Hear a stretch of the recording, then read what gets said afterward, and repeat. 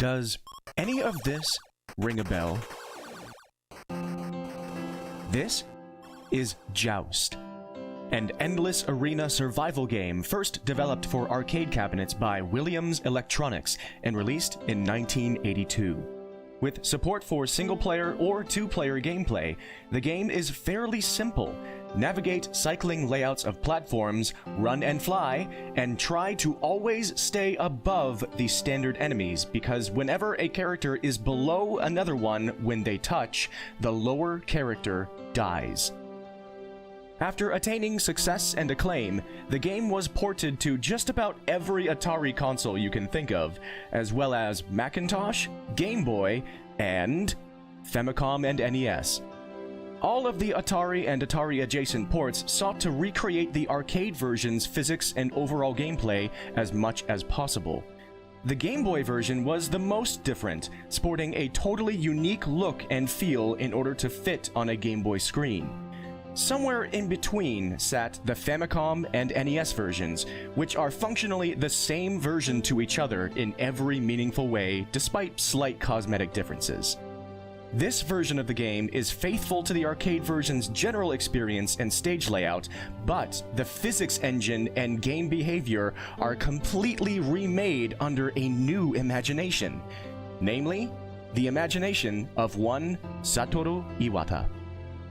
Disputes and rights difficulties delayed Iwata's version of Joust from gracing shelves until 1987 in Japan and 1988 in the West, whereafter it somewhat flew under the radar compared to the arcade and Atari versions. This version is one of the first video games I ever played. This version is the one that has remained the most unsolved and untamable Joust of all. This version is what we will be diving into today. Because in January 2026, NES Joust experienced 10 days of the most ridiculous flurry of new achievements on record. This is an admittedly self-indulgent story of probably my greatest gaming breakthrough, which I may never match again as long as I live. Yes! It's over! Big world record. Oh my goodness! Oh my goodness! That was actually a 50K world record. Yes, baby! A new world record. That, I believe, is a progress world record. Ooh, baby! I'm numb. I'm numb. I'm numb. I don't know what's going on right now. What?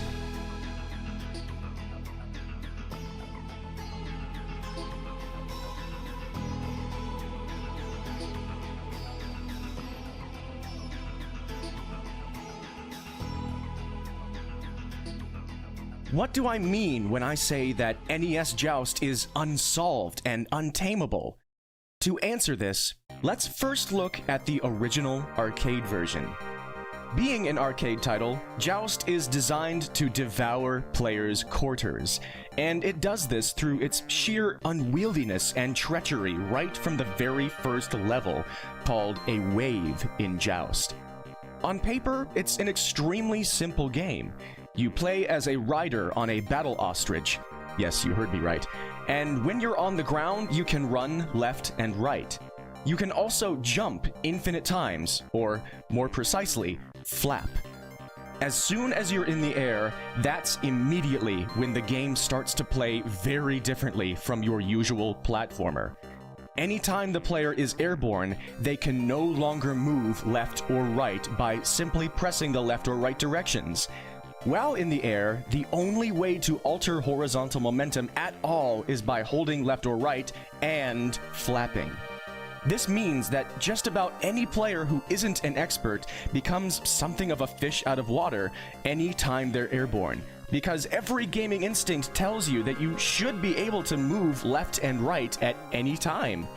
Even once the player starts to get used to the fact that moving left and right in the air is only possible with flaps, this still makes most non-expert players a sitting duck for a couple of reasons. Firstly, Joust is an extremely momentum-based game, and the controls feel pretty heavy, meaning it takes quite a bit of time for the character to change directions. This makes quick reactions in Joust nearly impossible at first glance, so not only will players launch themselves into deaths without being able to change course, enemy AI will frequently make sudden moves that the player is then unable to evade in time. Secondly, because you can only alter your left and right momentum in the air by flapping, this means you are condemned to always changing your vertical momentum at the same time. Because of this, it's almost preferable to be standing on the ground where you have natural control of your character. But that simply doesn't work because of the whole point of the game. The only way to defeat enemies and progress through waves is to touch enemies when you're higher than them. And in most cases, staying rooted to the ground won't help you to that end. So what do? Well, you get good.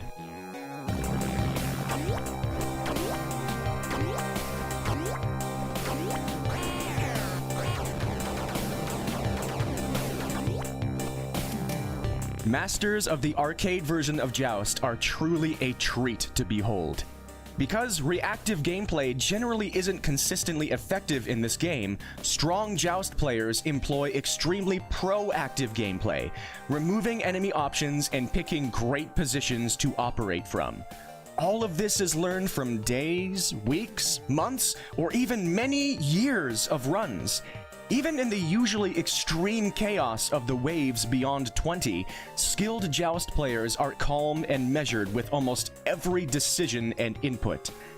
With swarms of extremely fast and aggressive enemies constantly sieging the player, how is this possible? Well, that comes down to how all of the enemy AI is designed in Joust's arcade version. The player can begin waves situated in known strategic locations where they can begin camping out for every enemy. The most aggressive regular enemies, the blue Shadow Lords, almost always soar directly upwards after spawning as long as the player is above them, so the player can carefully hover above spawners and simply allow the Shadow Lords to flock to their deaths. If they spawn elsewhere, they still follow predictable diving and swooping patterns, allowing the player to wait patiently for them to rush mindlessly forward and get outplayed. Careful positioning can even completely trivialize the most dreaded and difficult special enemies in the game, the pterodactyls.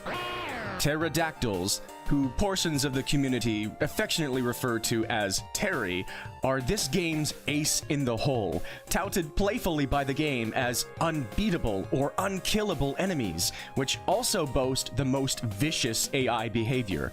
They ruthlessly track the player's positioning and hunt them down at all times. Unlike every other character in the game, Terry cannot simply be killed by being touched from above. Instead, that just kills the player. At first, Terry does seem unbeatable, a factor that players simply have to play around and survive. However, there is a way to kill him. If the player impacts Terry at a certain pixel, which is basically exactly on a level plane, Terry will die. Incredibly, Terry's ruthless behavior makes him look the silliest in top-level gameplay. As long as players park themselves in the right place, Terry will sling straight to the player, lock himself exactly level to them, and harmlessly die without the player having to move a single muscle. This turns the player sprite around, but it doesn't stop the player from being able to sit back and relax as the next pterodactyls hurl themselves willingly into the same fate. All the while, the player is analyzing every pixel of the playing field, and from there, the player can then calmly follow their mental flowchart to work the enemy count down to 0, step by step. And this continues. Wave after wave after wave after wave. For hundreds of waves, for millions of points, and eventually, tens of millions. Beyond the capacity of the score counter. A score rollover is basically the final tangible goal point shown by the arcade version of Joust. The moment the player attains 10 million points, the score switches back, or rolls over, to 0, which is a very satisfying visual and an illustrious achievement, proving the skill, adaptation, and endurance of the player. Because, in the end, Though the game does have some fangs of treachery and variance that it can throw at the player at any moment, it truly is a test of endurance. The game of Joust Arcade has mostly reached the point of being what is known as a solved game. In the context of this type of endless arcade-style video game, that means that the game can be played endlessly. It cannot be beaten, but it can be solved. Due to strategic findings and high enough levels of player skill, we have reached a point where top players end their Joust runs of their own volition, rather than being overcome by the game and naturally running out of lives. So, while huge high scores in arcade Joust are still respected and hunted, a popular arcade Joust story has arisen from a different flavor of challenge. The most prominent arcade Joust name may be Lonnie McDonald. Traveling America for work got McDonald, already a Joust master, thinking, what if I got a score rollover on Joust cabinets in every US state? Eventually, that became McDonald's mission, stopping by as many physical Joust arcade cabinets as possible and pushing them to their reasonable upper limit. That is how solved the arcade version of Joust is. When you get good enough, the challenge is no longer the game itself. If you want to keep things feeling fresh, you have to make up your own challenge. With all that said, let's remember the question that led us here. What do I mean when I say that NES Joust is so unsolved and untamable? What I mean is, as we now know, arcade Joust can be played infinitely, into the thousands and thousands of waves. As 2026 began, NES Joust had one run ever recorded which made it past wave 60. A legendary run on the Famicom version released on Nenriki Gaming Channel, which made it to wave 86. What is going on here? Well, there's a lot to unpack about it, so let's do it. Let's visit NES Joust from its humble beginnings as a community speedrunning project. Here is the story of NES Joust's speedrunning history, beginning with one of its greatest players, NES Cardinality. NES Cardinality is a prolific NES speedrunner who gained popularity through his exploits in Dragon Warrior.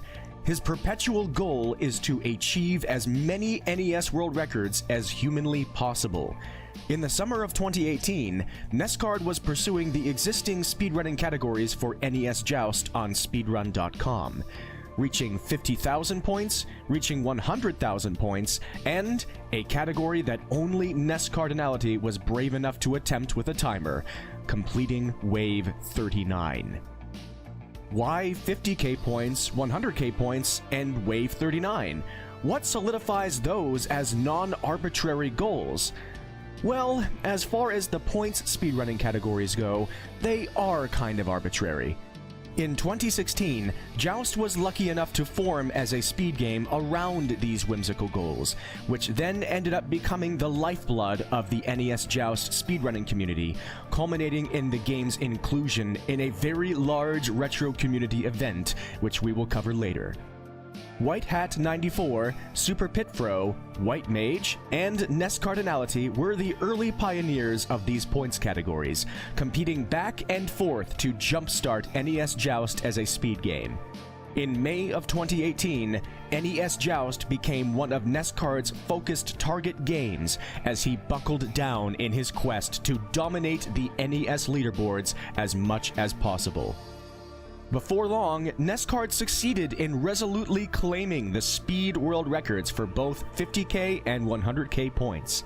He became the first person to ever collect 50,000 points in less than 2 minutes, and also the first person to collect 100,000 points in less than 4.5 minutes. These were strong achievements that stood the test of time. But NES Cardinality had stricter ambitions. He wanted to dominate NES leaderboards in speedrunning categories that effectively completed their respective games. For a game like NES Joust, this doesn't seem at all tenable at first glance. After all, how can you speedrun the completion of a game that is endless and therefore uncompletable? Well, in this case, the definition of completion doesn't have to simply refer to a final boss being defeated or a credits roll being reached. Some endless games slowly increase their difficulty as players go deeper and deeper up to a certain point, where everything in the game stops changing for good. This is indeed true for NES Joust. Once the player reaches a certain wave, the game keeps cycling the same sequence of 5 waves over and over and over and over. Same enemies, same enemy amounts, same stage layouts, same everything. The enemy spawning locations and behaviors are still completely random, but once this point is reached, the player has basically seen everything that there is to see in the game. Therefore, even though there is no definitive ending or victory screen known for NES Joust, completing the final new 5-wave sequence became NES Cardinality's most coveted speedrunning goal for this game. WhiteHat94 dug around, looking for information that could tell us how far we needed to play in NES Joust in order to achieve this end goal.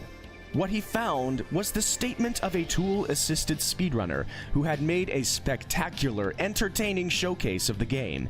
In these notes, the tasser claimed to have found that the game stopped increasing its difficulty at wave 40, meaning that NES Cardinality's new holy grail was to complete wave 39. This would grace NES Joust with a speedrunning accomplishment which finally displayed a human being reaching the functional endpoint of the game loop.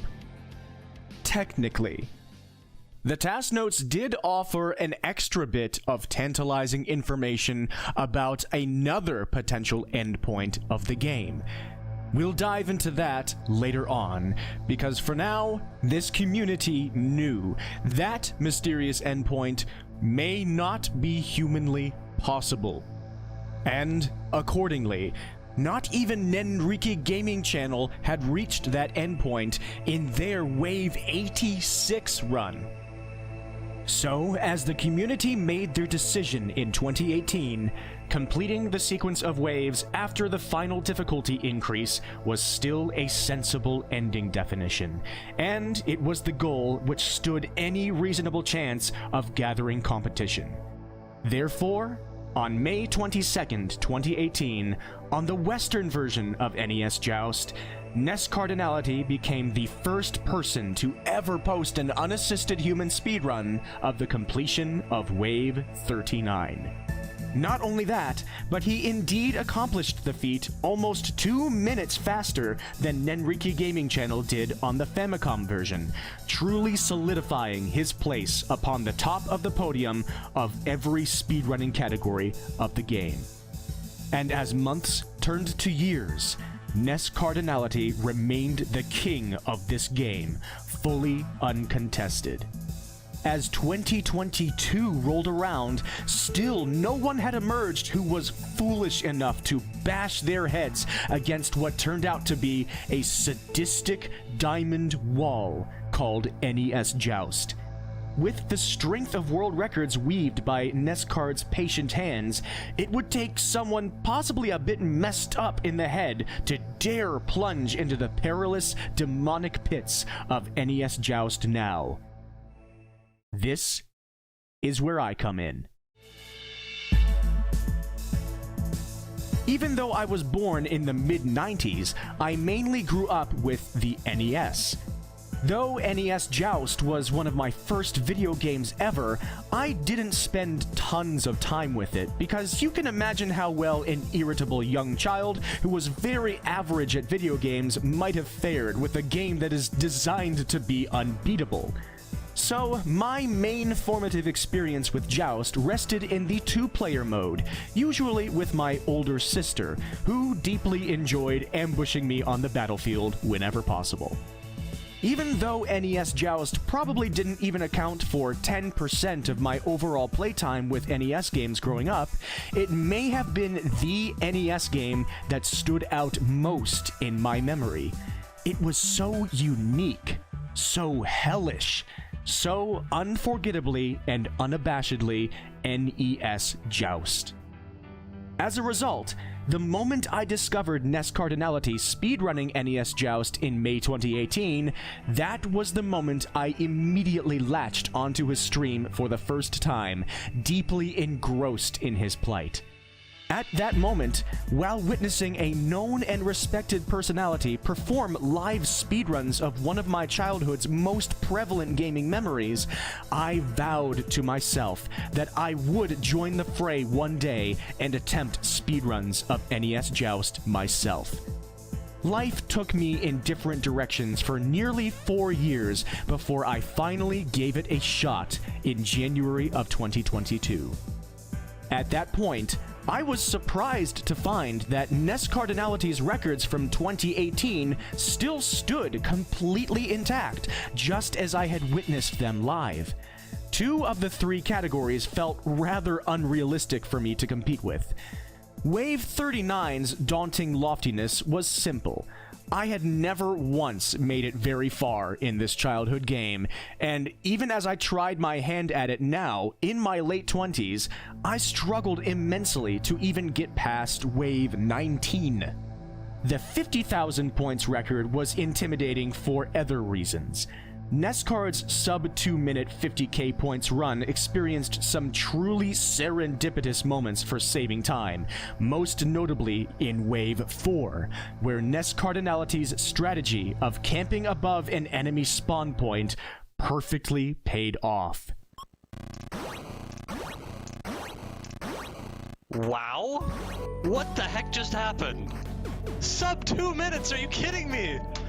Not only is spawn camping an effective strategy overall for starting off NES Joust waves on the right foot, but if you get spawning luck like this, you can nearly or entirely wipe out enemy waves before they even begin. NES Joust gameplay brutally requires unyielding execution and unyielding luck at the same time, all of the time. The strength of NEScard's Wave 39 record involved all of this coming together in a way that allowed him to survive that far at all. The strength of NEScard's 50,000 points world record involved all of this coming together in much more strict, demanding ways for each individual wave, involving far more aggressive gameplay and more reliance on extremely good luck. But the shorter the goal is that you're attempting in NES Joust or in speedrunning in general, the more reasonable it is for you to try from the beginning over and over and over again until enough dominoes fall your way. But for me, competing with a 1 minute and 57 second 50,000 points time didn't seem very possible. Somewhere in the middle of those 2 lofty goals sat NES Cardinality's 100,000 points world record. As a Joust speedrunning newcomer, I couldn't tell offhand just how unassailable the sub 4 minute and 30 second run was.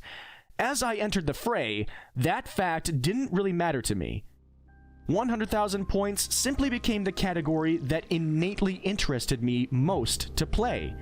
For me, it was the Goldilocks goal, or the Goldilocks for short. Long enough to really sink your teeth into, short enough that it completes before the game really starts getting unfair, and just the right rhythm for comfortable replayability. And so, with 100,000 points as my main ending point for now, my days of grinding NES Joust began.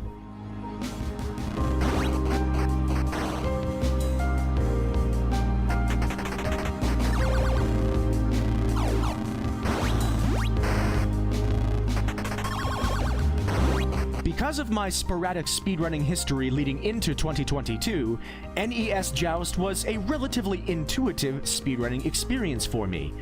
Before finally making good on my vow to attempt Joust, I had gotten my feet wet with several games from the Kunio-kun franchise, also known as the River City franchise.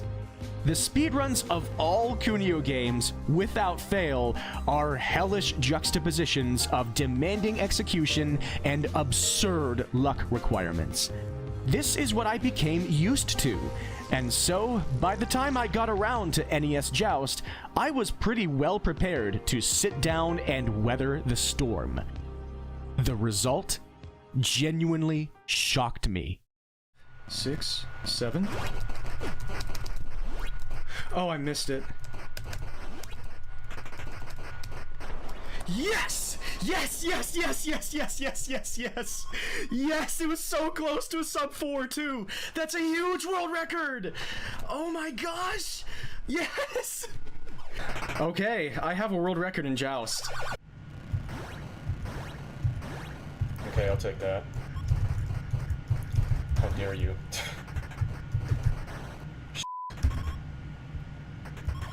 Still wasn't enough. Oh no, it was. That's the first sub 4. That is the first sub 400k.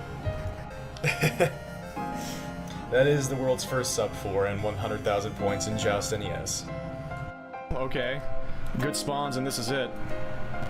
So I will not get good spawns. Sure didn't.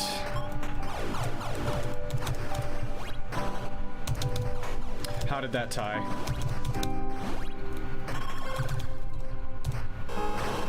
That's it. Okay, that's a pretty good world record. Pretty good. Again, like, so many things could have been a lot better, but I can't complain that much. I did manage to clutch it out. Achieving world records for 100,000 points was a pretty surreal feeling for me. I had spent the interim between 2018 and 2022 believing that I had absolutely no shot of competing for the top spots. Seeing my name atop the leaderboard of one of the most memorable games from my early childhood was frankly hard to believe. But what came next was even harder to believe. Nice.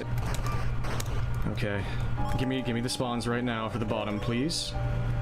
1, 2, 3, 4, 5. That's it. That's world record. Let's go. Let's go! Okay, thank you for the congrats, Celine. I can't believe I just beat NES Cards 157. That's kind of wild. The only one that remains now is level 39. I don't know how long it will take me to ever get close to getting to level 39. When strong 50k runs happen, they really sneak up on you.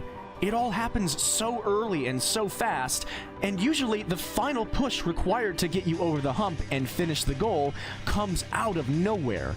And that's exactly what I had just done to begin 2022. I had come out of nowhere to claim new speedrunning world records in both 100k points and 50k points.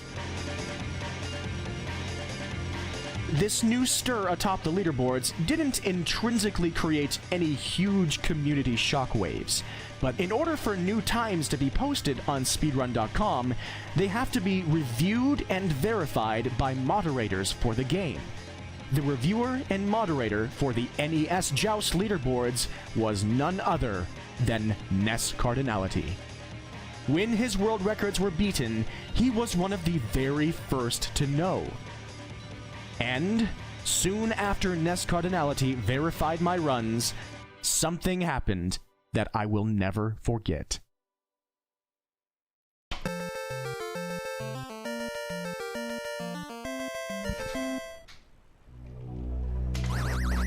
Speedrunners are all different.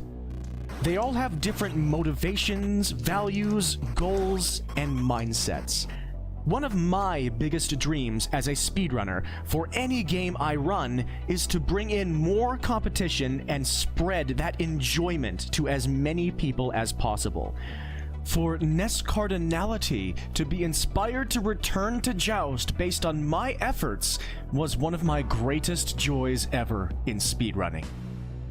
In that moment, I think NEScard was just feeling things out. Remembering the game's extremely odd controls, poking at a few runs, and just fiddling around in the early waves. As he did so, he quickly made a very important discovery. Normally in this game, you never ever know what's coming. This also applies to enemy spawns, and whether or not many or all of the enemies will spawn right below you, so you can kill them right away. But if there were any way to make any of the game more consistent, any way at all, it could radically improve the player's odds for getting good runs. Because of NES Joust's practically infinite variance in its physics engine and enemy behaviors, it is humanly impossible to manipulate the exact same things to happen every single time. This remains true for the whole game after Wave 1, which does give the exact same pattern every time, as long as you start the game before the title screen switches to the demo tutorial. However, NES Cardinality and I noticed that it is humanly possible to complete Wave 1 similarly enough that Wave 2 offers a very limited handful of different enemy patterns. With this confirmed knowledge, NEScard decided to try something that I didn't.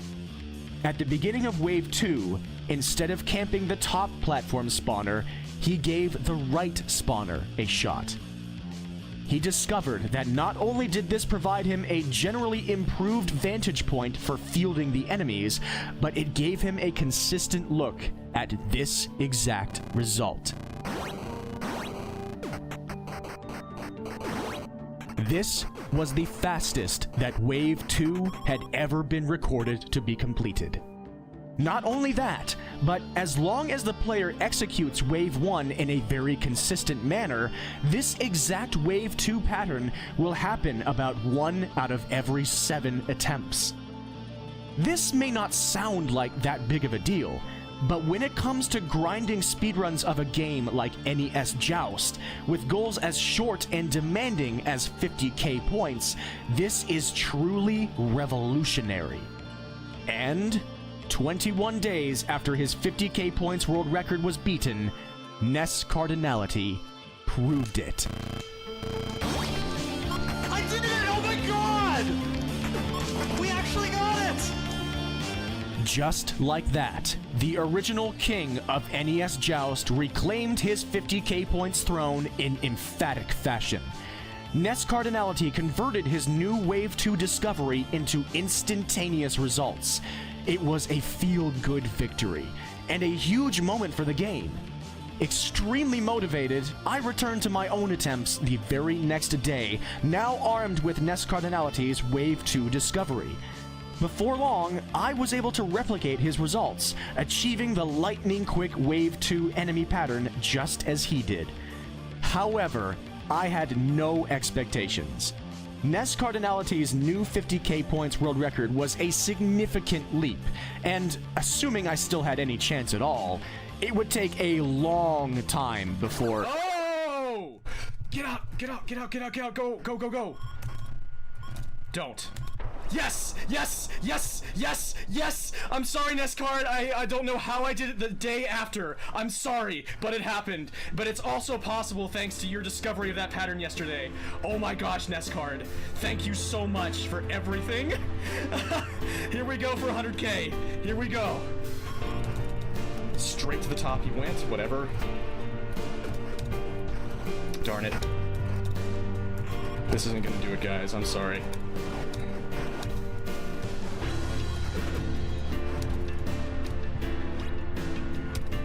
Go, yes! That is definitely a world record. What a night. It's only been an hour or less. it was a dream run.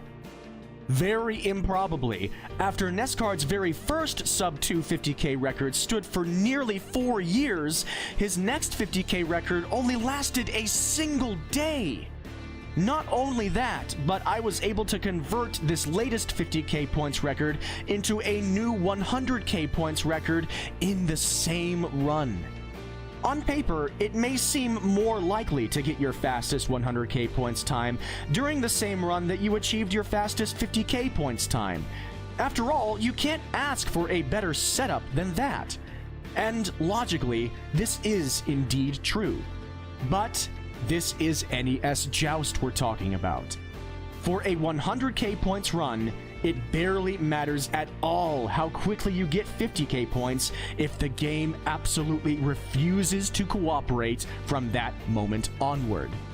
And 99 times out of 100, extremely quick 50k points runs will immediately be denied by the ridiculously unyielding game, especially the unwieldiness of waves 11 and beyond. But on Valentine's Day of 2022, I was rewarded by spending my night very unromantically with the Birds of Hell, and that 1 out of 100 luck descended from the heavens. The result was a serendipitous double world record run.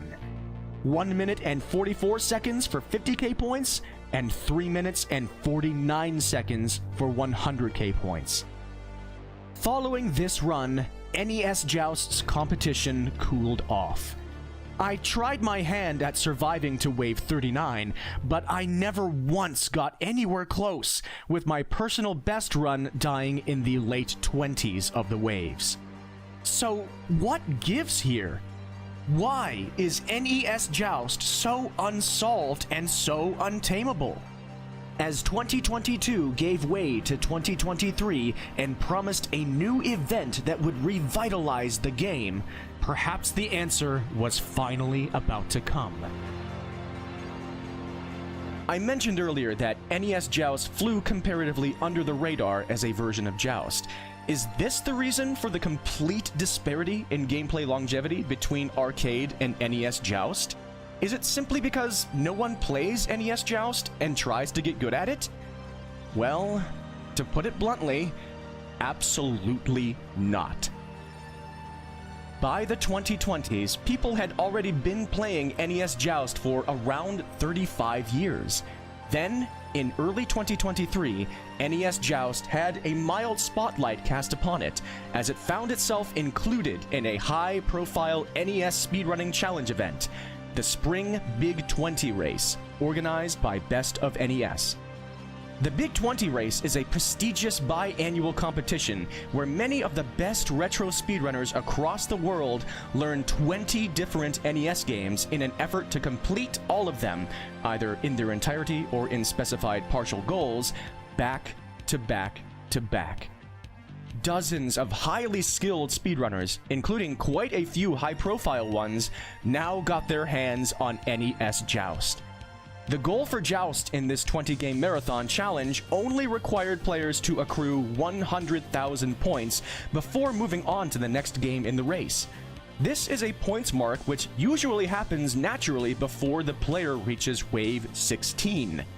Surely a swarm of top NES speedrunners would dominate this challenge and go on to transform NES Joust forever. Right? Wrong.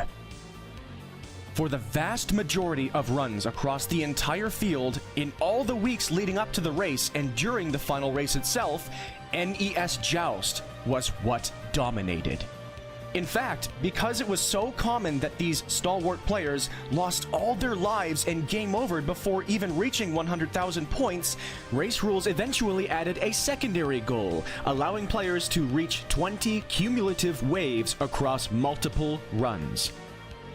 Even with this contingency, NES Joust became possibly the most dreaded and notorious demon of Big 20 number 16. People couldn't wait to be done with it so they could never have to suffer NES Joust's cruelty ever again. Never have to play Joust ever again. Many in the field turned in very respectable speedrun times for 100k points across the training period, but I only witnessed one single runner dedicate some play sessions towards surviving for as long as possible. Overswarm got on some very promising runs, lasting into the mid-30s. He nearly became the second person to ever submit a speedrunning time for the completion of Wave 39. But, just as had happened time and time again to just about every known player on record, NES Joust denied him. Why? How could a 35-year-old game, deep into the ever-increasing heyday of speedrunning, possibly resist this many strong players this emphatically? While many players struggled with and disliked the physics and controls, this isn't the main reason. After all, speedrunners have absolutely annihilated games far, far jankier and more cumbersome than NES Joust. NES Joust's momentum is incredibly difficult to control, and it is not without jank entirely, but as long as you know what you're doing and what to expect, this physics engine is crisp, consistent, and highly rewarding of precise execution, planning, and reactions. So, while it's understandable that the inherent alien feeling of Joust's controls naturally doesn't appeal to most players, this isn't why it continued to stymie them and consign them to purgatory in the early waves. The main reason for NES Joust's dominance over players is the same reason that arcade Joust ended up becoming so dominated: the enemy AI. In essence, the AI in NES Joust is the exact opposite of the AI in arcade Joust. Not necessarily in their overall behavior, but for how possible it is for humans to control that behavior. In NES Joust, during every single frame of gameplay that an enemy exists on the field, it can decide to do dozens of different actions. Every single frame. That means that even when an enemy seems to be in the middle of one larger action, it can immediately change its mind on any given 1/60th of a second. And not only is there no humanly possible way to predict exactly when any enemy will suddenly change its mind, there is no humanly possible way to predict what exactly it will change its mind to. The Joust, it's basically alive. It feels alive when you are fighting it. The enemies do weird things at weird times, and they respond in incredibly weird ways. And it kept being weird when I looked into the CPU registers. Essentially, as far as mere mortal human players are concerned, NES Joust enemies can do literally anything, at literally any moment. And not only is the AI completely unpredictable in this way, but every enemy is capable of recognizing when they have an advantage over the player. For instance, the moment an enemy recognizes that it will exactly intersect the player if it begins a total freefall, it will completely commit to that freefall. But if the player tries to get away, the enemy will read the player's inputs and launch an exact counterattack. However, most of the time, in situations like this, there is no escape because other enemies have blocked off all the player's options. This is true of the earliest waves in NES Joust, with the slowest enemies by far, the Bounders, possessing this obscene intelligence and effectively infinite randomness. As the waves progress, it only gets harder and harder and harder and harder as new enemies appear. First, the white-clothed hunters, who move much faster and have even more sudden options they can choose, including perfectly gluing themselves to the very top of the screen for long periods of time, making it literally impossible to be higher than them. Look at this guy. He's so cool. Then, beginning in Wave 20, the dreaded Shadow Lords make their appearance, and in NES Joust, they are the absolute height of absurdity. Don't believe me? Look at this.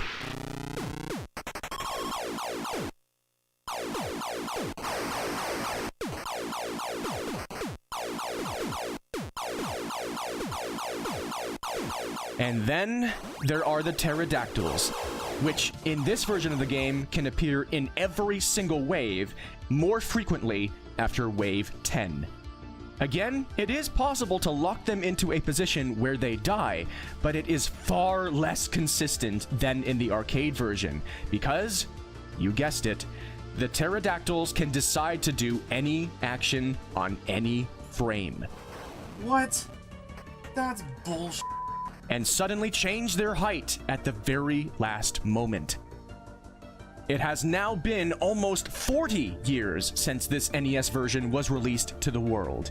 Nearly 40 years later, no RNG manipulations have ever been found for NES Joust, either in where the enemies spawn or in controlling their decisions and actions in battle.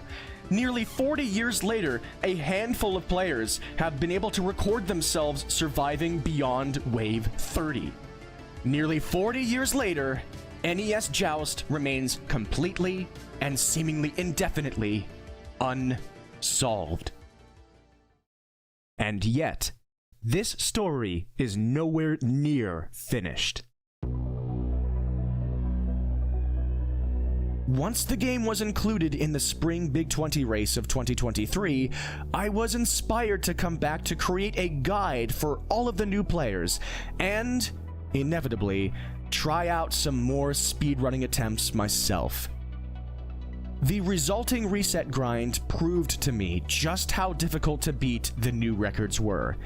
Time and time again, I entered Wave 11 with a decent chance to challenge the 100k points world record. And time again, the game completely shut me down. And I could basically forget about the 50k points record. After hundreds and hundreds of attempts, I could barely even sniff the ballpark of the 1 minute and 44 second run. Even as I improved at the game, it became increasingly clear just how ridiculously unlikely it was to get the luck required to have a chance at these records. And even if you somehow manage to get all of that perpetual luck, you then have to play perfectly in every single interaction to convert all of that luck in one of the most cumbersome and infinite physics engines on the NES. Even as my obsessive personality kept me coming back for more, it became clear that back in 2022, I may have attained the last record I would ever attain in this game. Then, almost exactly 1 year after that unlikely double world record run, this is what happened. That's exactly what I wanted to do. I love that I'm getting better at bouncing off the sides of platforms. It's so useful.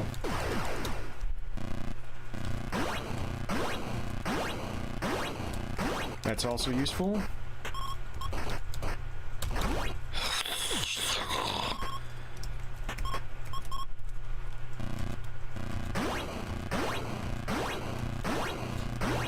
Where you going, buddy?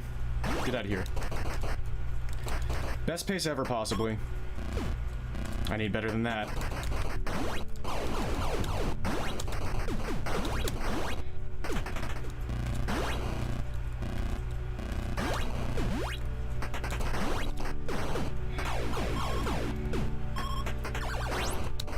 Pterodactyl, please don't.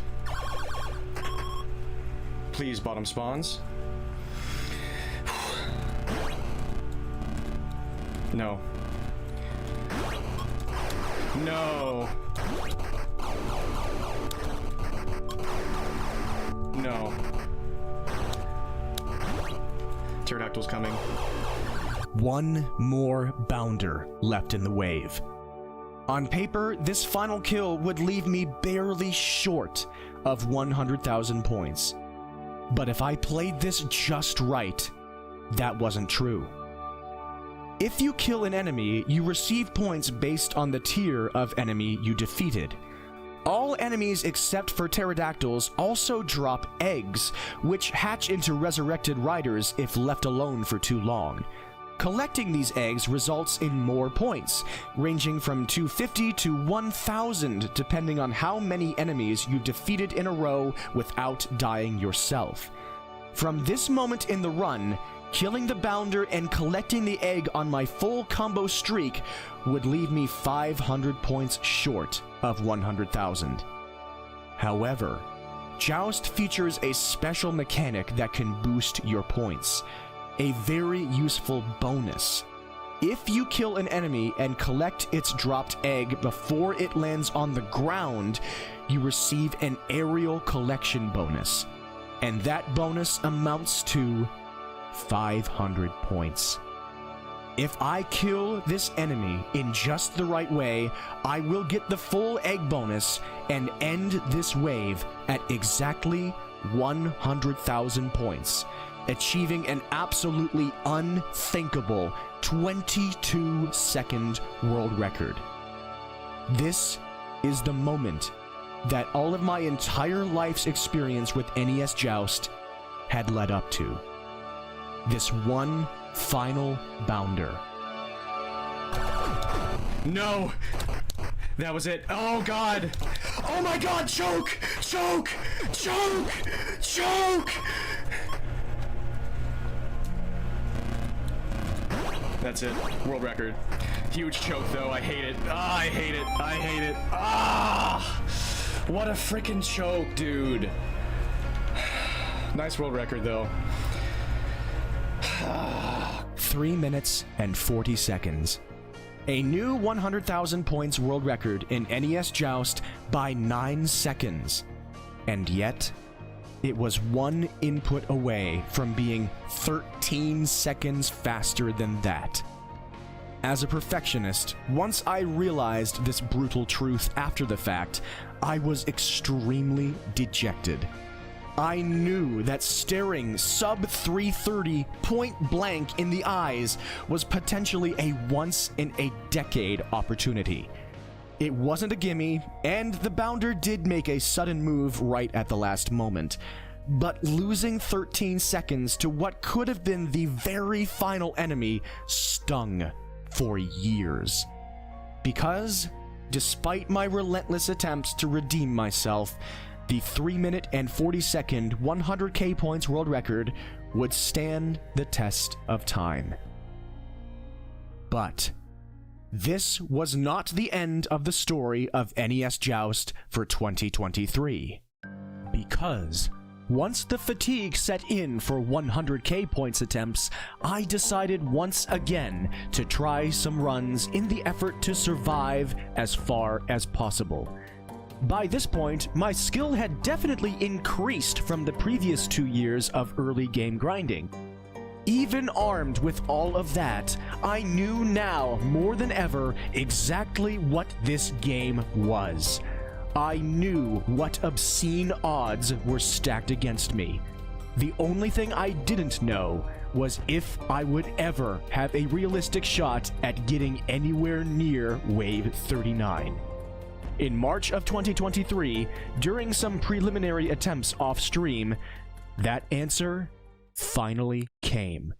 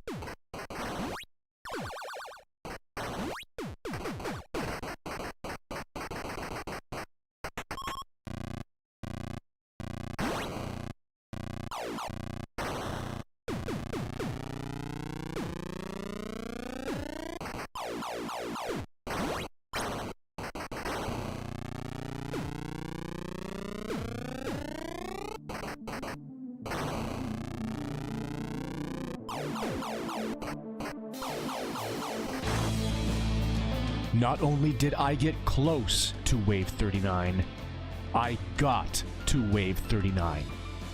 I was 4 enemies away from clearing it. For once, I wasn't upset. I was elated. Because of that run, I knew I had what it took. If I got to Wave 39 once, I would do it again. And that's all I needed to know. So, the next time I played the game, it was live on stream. And for the first time ever, I truly wondered if I could outlast NES Joust. It was time to stop messing around. It was time to beat Wave 39. I need to get so lucky. Nope. No. No, I flapped too many times. What? He dodged me? Wait for him. Wait.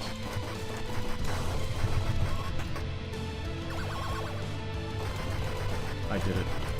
I did it. Wave 41. I did it. I honestly could not believe it actually happened. The task of surviving deep into NES Joust is so demanding. The moment that I completed Wave 39 for the first time, my body refused to accept that the deed was done. Obviously, it's just a video game. I'm not in any measurable danger or peril while dueling in the virtual fray. But one reason that video games are so fun is their ability to awaken that primal thrill of the hunt. When it comes to hobbies, the stakes are often nowhere near as dire as the direct threat of serious harm or starvation. But when it comes to something that has been engraved deep into your memory banks ever since you were capable of forming memories, you care. My first completion of Wave 39 was the most surreal moment yet in my lifelong journey with this silly little game. I had gotten farther than my toddler self, or even my 2022 self, had ever dared to imagine. I had done it faster than NES Cardinality did it in 2018. Which meant, for the first time ever, I now held every single world record on the NES Joust leaderboards. And that is how things stayed. For one day.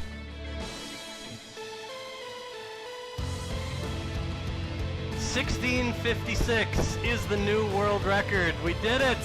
Another new milestone, perhaps the first human ever to finish Wave 39 twice in a single night. This was a statement. It had taken 4 years for someone other than NES Cardinality to complete a Wave 39 run. The very next day, NES Cardinality booted up the game and casually churned out another 2 completions to break up the leaderboard sweep. The second run was the world's first sub-17-minute completion, beating my record from the previous day. And, just like every other NES Card Joust world record, I watched it happen live. But this time, we were both streaming at the same time, so I stopped my own Joust runs to witness him make history yet again. NEScard played out his remaining lives, then switched away for the night, satisfied with his triumphs for now. It was with great enthusiasm and excited uncertainty that I immediately resumed my own runs. Now I've got some catching up to do. Anyway, let's play a little bit.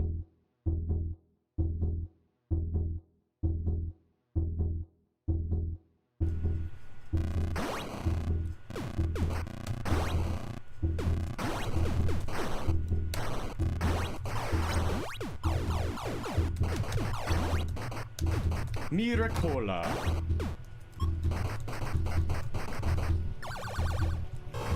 Not expecting anything.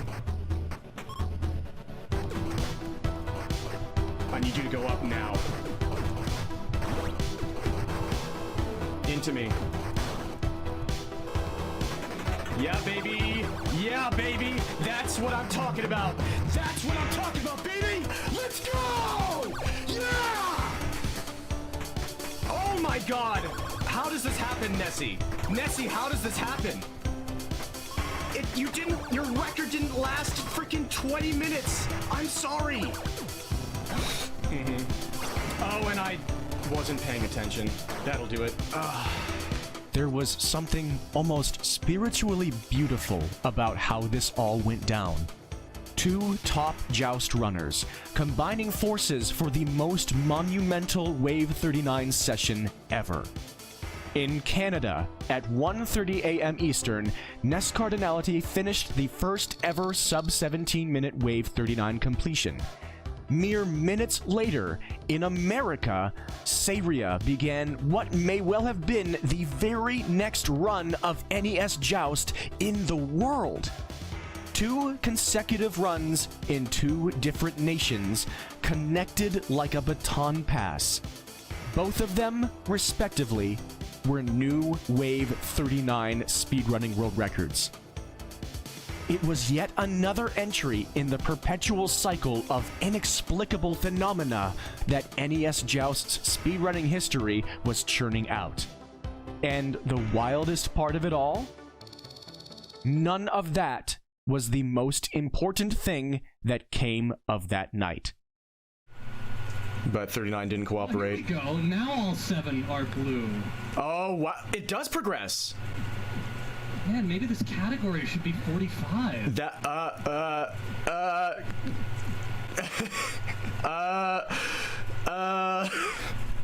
I feel like they chose the wrong level for this category now. Yep. Like, I don't want to change it now because 2 people have put a lot of work into it. What are we talking about here? Well, I mentioned earlier that after his victorious second Wave 39 completion of the night, Nescard had continued playing that run. As he did, he happened to pay closer attention to the enemies that were spawning in. By this point, he had seen waves 36 to 39 several times recently, and starting at wave 41, he noticed that there seemed to be more Shadow Lords than there should be. Incredibly, on a mere partial handful of lives, Nescard survived to wave 46. It was then that all doubt was eradicated.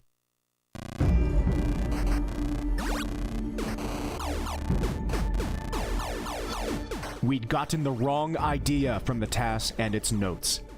The game's difficulty does not stop increasing at wave 40. It stops increasing at wave 50. Wave 46 turns every single enemy type into Shadow Lords, meaning that if the player manages to somehow survive past wave 49, then they have seen all there is to see. Just like that, everything turned upside down. NES Cardinality knew he had to act on this revelation. After all, the whole original purpose of Wave 39 as a category was to effectively complete the game. That was now totally moot. It wasn't an easy pill to swallow for either of us, especially after the magic that had just happened collaboratively between us. But what faced us, that is, mainly NES Cardinality as the game's main speedrunning admin, was harshly simple. As it turned out, neither of us had ever completed a run where we reached the win condition.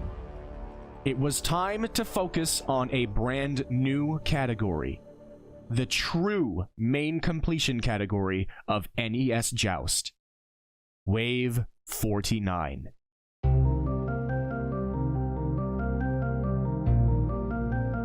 Both NES Cardinality and I set off on the race to become the first to submit a completed Wave 49 run. NES Cardinality is always torn in many different directions, with countless aspirations and projects. Therefore, when time passed and NEScard didn't cross the Wave 49 finish line, there wasn't really anything unusual about that. For me, things were different. My quest to complete Wave 49 began with extreme promise, with another huge Wave 39 world record the day after NEScard and I did our world record baton pass. A gigantic new improvement by more than a minute. That is a really good Wave 39 time. Gotta say, that's really good. 15 minutes and 12 seconds. This meant that after Wave 39 was completed once in 5 years, it was then completed 5 times in less than 3 days, with 4 of those 5 runs being world record improvements. With NEScard shifting his focus for a bit, I had massive momentum.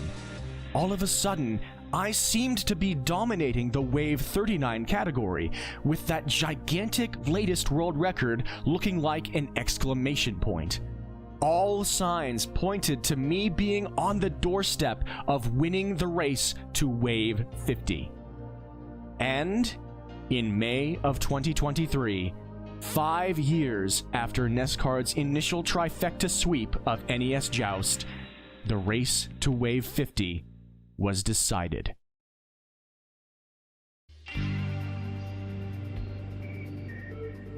In the end, the more deserving player claimed the spoils. I mentioned earlier that, on one hand, I was uniquely prepared for the rigors of NES Joust because of my history of speedrunning volatile Kunio-kun games. However, volatile is also a great word to describe my mentality. I was very easily capsized into massive emotional lows, and Joust was excellent at aggravating those tendencies. NES Cardinality, however, is impressively even keel. His steadiness and resilience allowed him to reach Wave 50 first. Even after NES Cardinality won the race to Wave 50, I only became more inspired to follow in his footsteps. And, in yet another repeat of our competitive history, very soon after, I got on a run.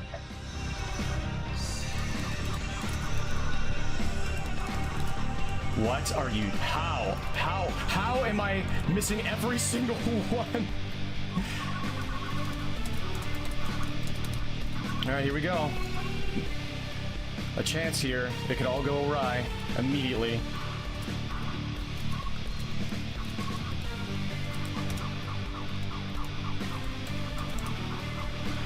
What is happening? Are you kidding me with that? Get away from me! Okay, here we go.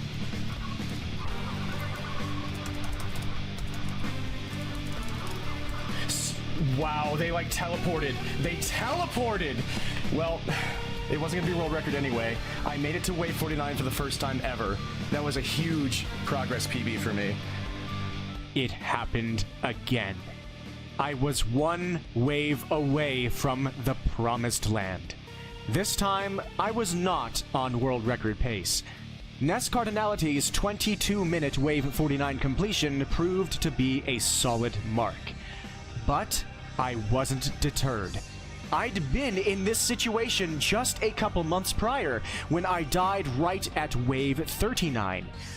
So, even as the task of surviving 10 more waves felt immensely more grueling, especially once every enemy was replaced with the impossible Shadow Lords, I had plenty of reassurance to bolster my efforts. NEScard had done it. I had gotten one wave away, and the last time I was one wave away, I had succeeded immediately afterward. Therefore, I kept my attempts going the next day. And the day after. And the day after that. Day after day, bleeding into weeks, bleeding into a month of constant grinding. Attempt after attempt after attempt.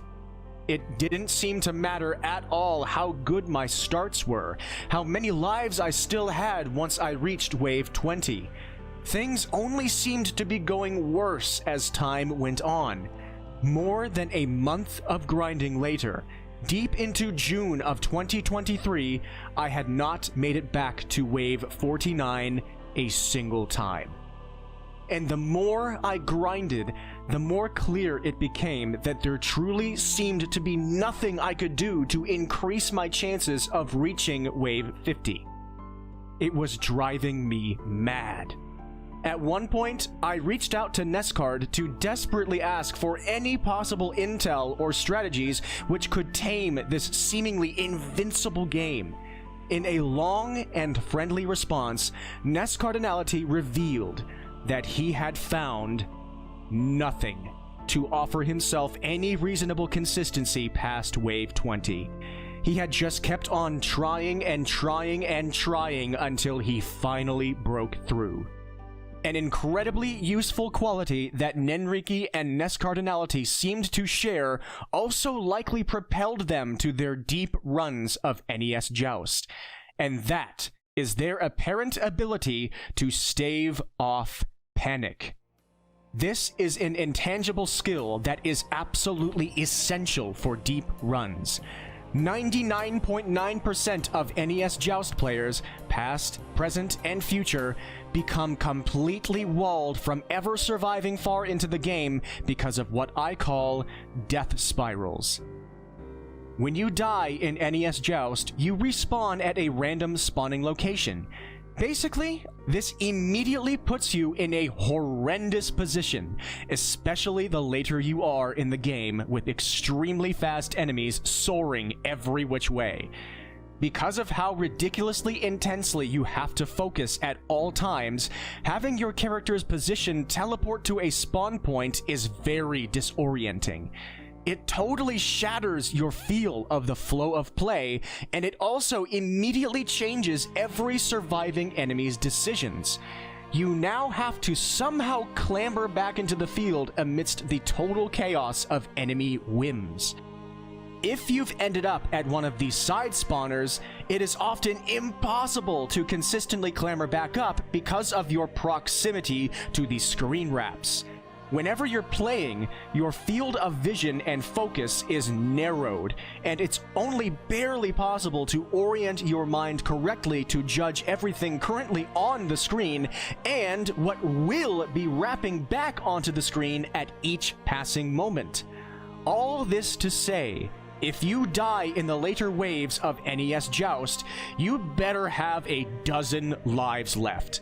Because unless you're very, very lucky, you're going to experience a death spiral and lose a ton of lives all at once. It's just the way it is. There is one video source I want to briefly mention. It's the only time a player has ever showcased runs of NES Joust that were so dominant, they never lost a single life unintentionally, even against the ungovernable Shadow Lords. At first glance, this seemed like the biggest breakthrough in NES Joust history. However, upon closer look, these two runs by the same player showed no concrete strategies or developments which manipulated or bottled the randomness of the enemy AI in any way. This unprecedented deathless dominance through constant Hail Mary gameplay, especially seen with dozens of spectacular pixel-perfect Terry kills, can, at least for now, only be achieved with endlessly stratospheric luck, where every single one of the player's predictions of the AI's infinite variance happened to work perfectly every time. Because this sort of supremacy has never been seen before or since, and has proven completely irreplicable, especially once you notice the many moments of inhuman reaction times and mashing, the biggest probability is that this particular gameplay was tool-assisted, which I really want to stress is absolutely fine, especially because this wasn't submitted for any sort of competition or bounty. This sort of showcase is entertaining and could even still be beneficial to other players.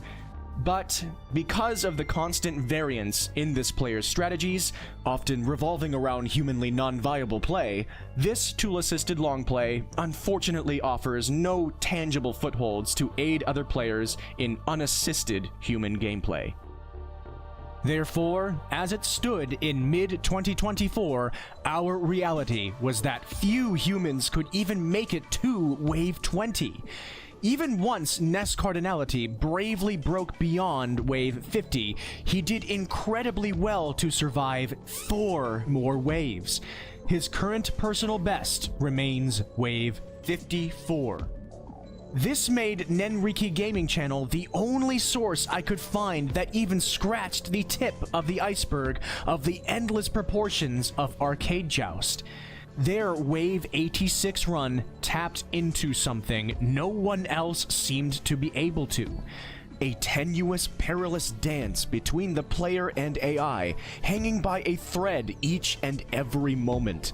as if the life of the run was a fragile flame, flickering in a violent rainstorm, in danger of sputtering out at any time, yet doggedly and stubbornly persisting on and on. But that is so far from what the vast majority of players are remotely willing to hold out hope for. When playing NES Joust, you pretty much simply fail 99% of your runs. It's an exercise in the gruesome reality of life. Life isn't really a procession of successes, even if things are quote-unquote handed to you. It's more of a puzzle revolving around failing forward. Nenriki and Nescard had both managed to fail past Wave 50. And no matter how many times I failed, I couldn't fail that far. Countless days and nights of torment, and absolutely nothing to show for it. I just had to keep trying again and again and again and again with zero guarantee of success. And in mid-June of 2023, I threw in the towel. It was too much for me. I completely burned out from the game and diminished into the darkness without ever reaching Wave 49 a second time. I couldn't even think about playing one more moment of NES Joust. And with my future in the game now uncertain, that was that for NES Joust speedrunning in 2023.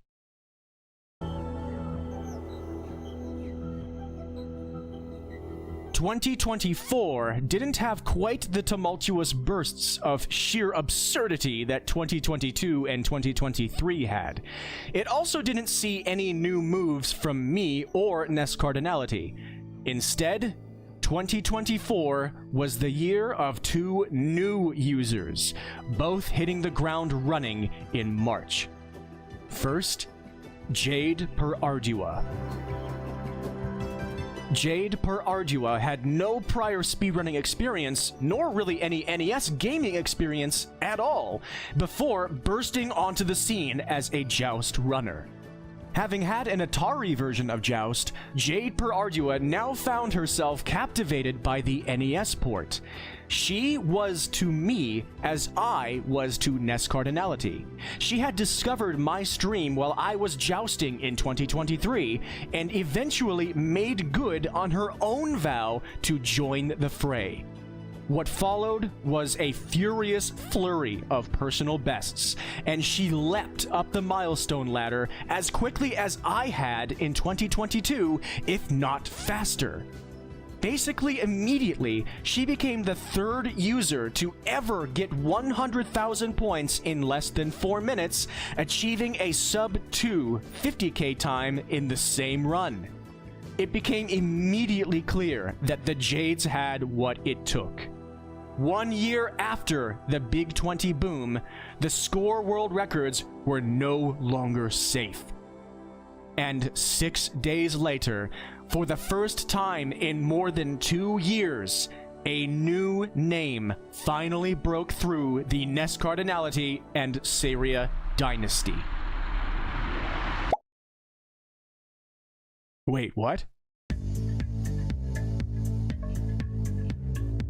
Tom Cabs shot directly onto many people's radars in 2024 when he went on what I can only describe as an absolute gaming rampage. NES Joust was only one of the countless games that Tom Cabs made contact with in a still ongoing journey to the top rungs of NES game leaderboards. Just like basically no NES games are safe from NES Cardinality, basically no NES games are safe from Tom Cabs. And his ascension to the top of the 50k leaderboard was horrifyingly fast. On March 5th, his best time was 2 minutes and 7 seconds. By March 7th, he improved by 20 seconds, only 3 away from the 1 minute and 44 second world record. The next day, on March 8th, 2024, Tom Cabs became the first known NES Joust player to collect 50,000 points in less than a minute and 40 seconds. This was a bombshell world record. Tom Cabs had come even more out of nowhere than anyone else before him, and he shattered the 50K record by 5 seconds, which was hardly considered feasible before he came along.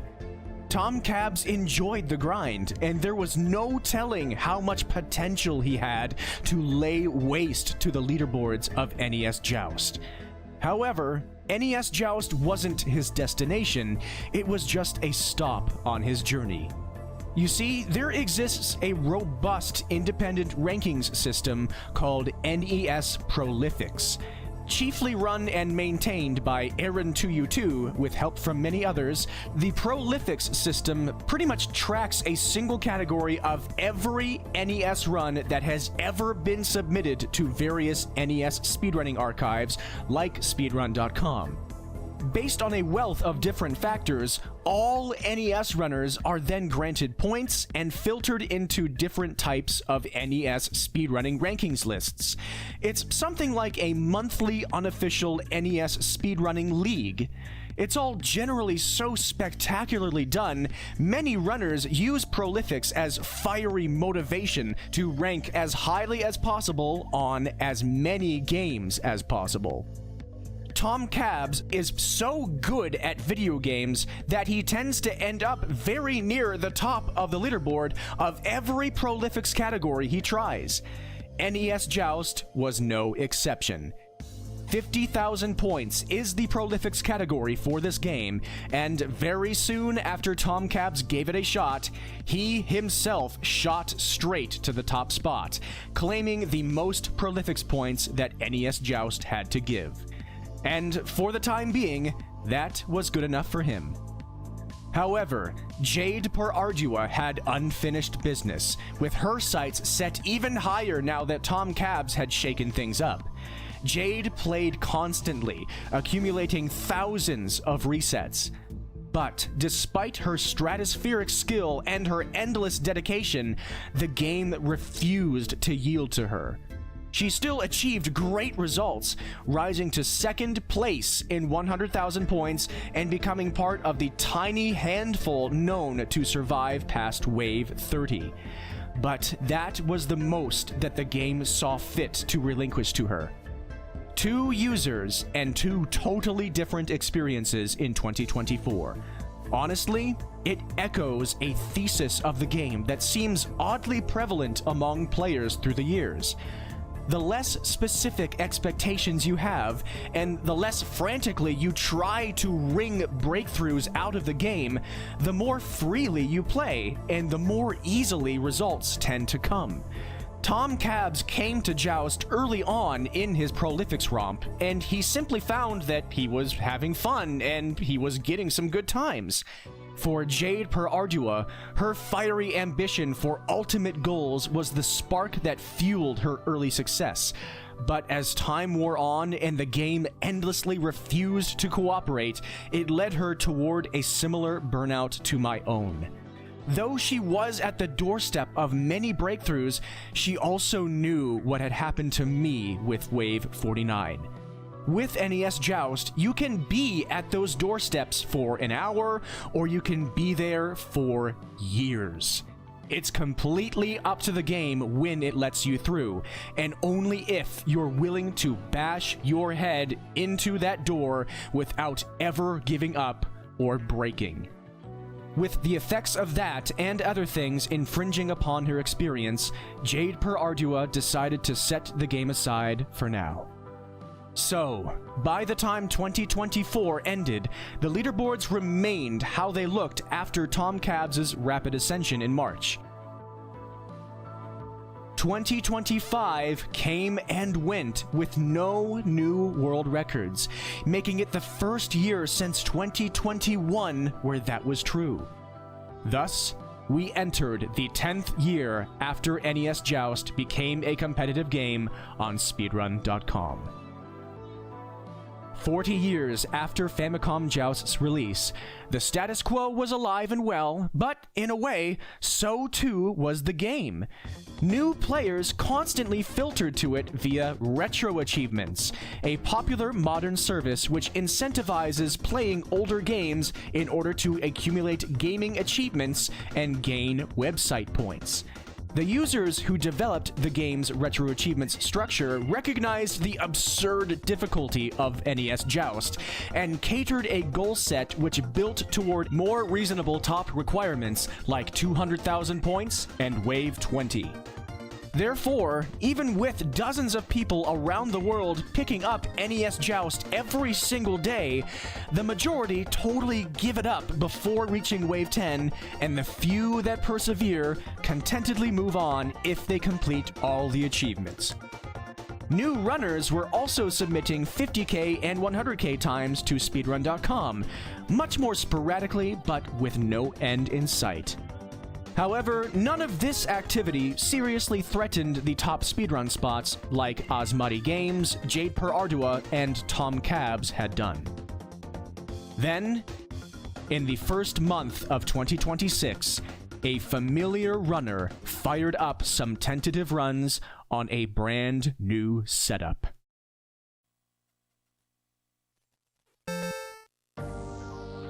At the tail end of 2025, I had finally acquired the means to adequately capture NES gameplay on my family's original console from my early childhood. This led to me excitedly testing out a wide range of games. Eventually, of course, one of those games was NES Joust. Prior to this, all of my NES speedrunning had been done on emulator via my laptop. I reveled in the beautiful sensation of enjoying this classic just the way I had first enjoyed it, with an NES brick controller on a good old CRT television. I booted up the game, challenged some enemies, and waited for all those horrible feelings from 2023 to come flooding back. And I kept waiting. And waiting.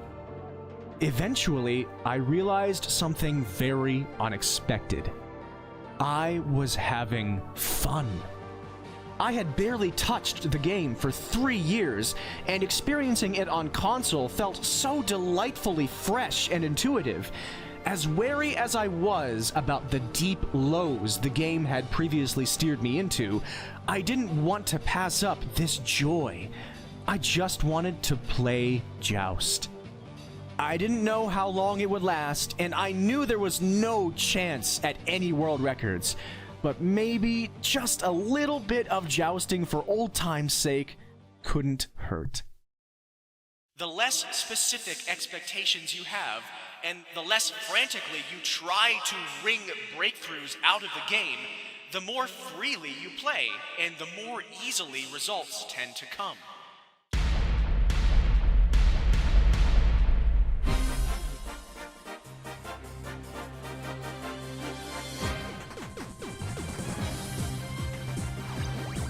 Oh, the triple.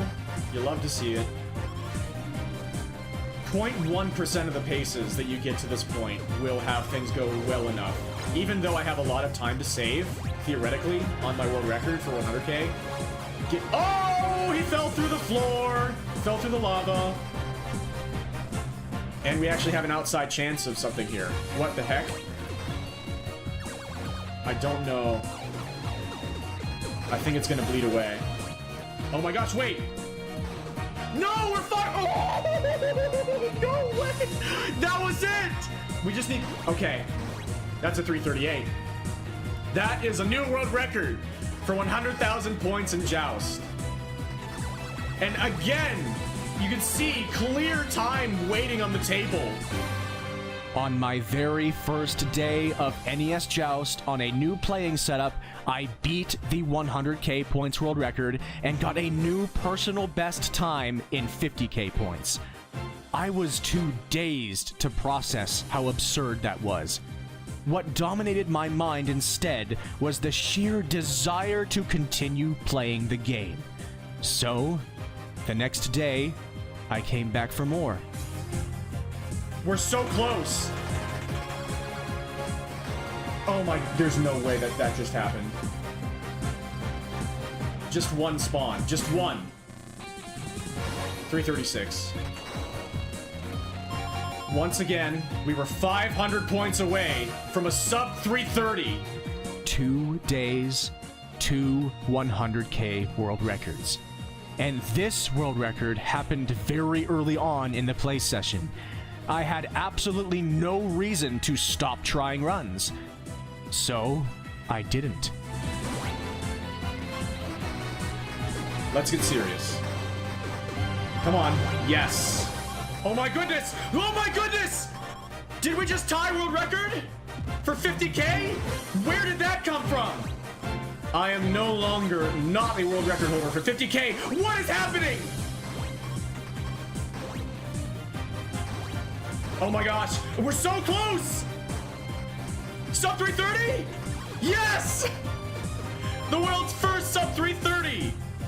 If things hadn't already been absurd before this point, they were now.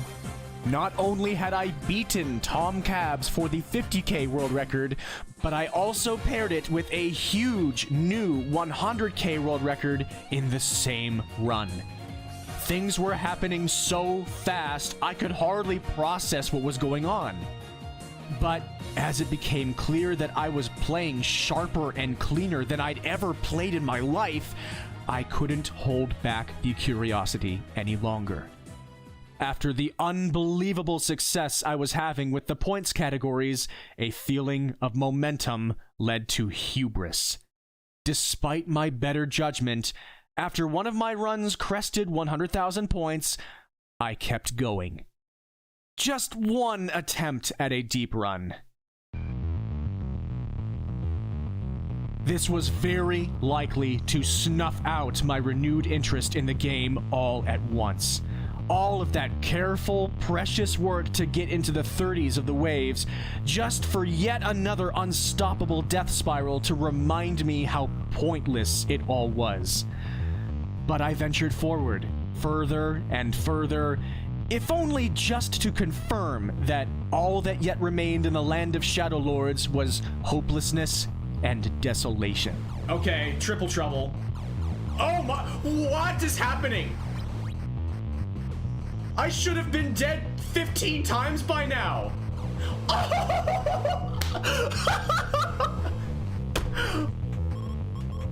I do not believe what's happening, but I'm just in flow state. Like, back when this was happening and I was recording this, I was just in pure flow state. No nerves, no nothing. 3 more waves. Look at those spawns. This is happening. This is actually happening. Oh, okay. Oh my. I wish I would have gotten that egg. I think it would have given me a life. Wave 49, my second time ever. I have a life. Now I don't. 0 lives in a dream and 3 enemies.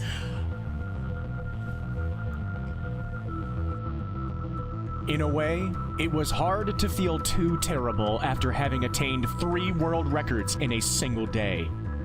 But for a third time, I died 1 wave away from the crucial victory. All of that run's hard work was indeed for naught. However, something very strange was happening. I wasn't dejected, nor was I elated. I was completely even-keeled. Not only that, but I didn't feel drained or taxed. The immense letdown and burnout from all of my other runs that died deep into the game were totally absent. All of that was enough to leave me feeling hopeful for what was yet to come. But even as it was getting late into the night, I decided to try one more run.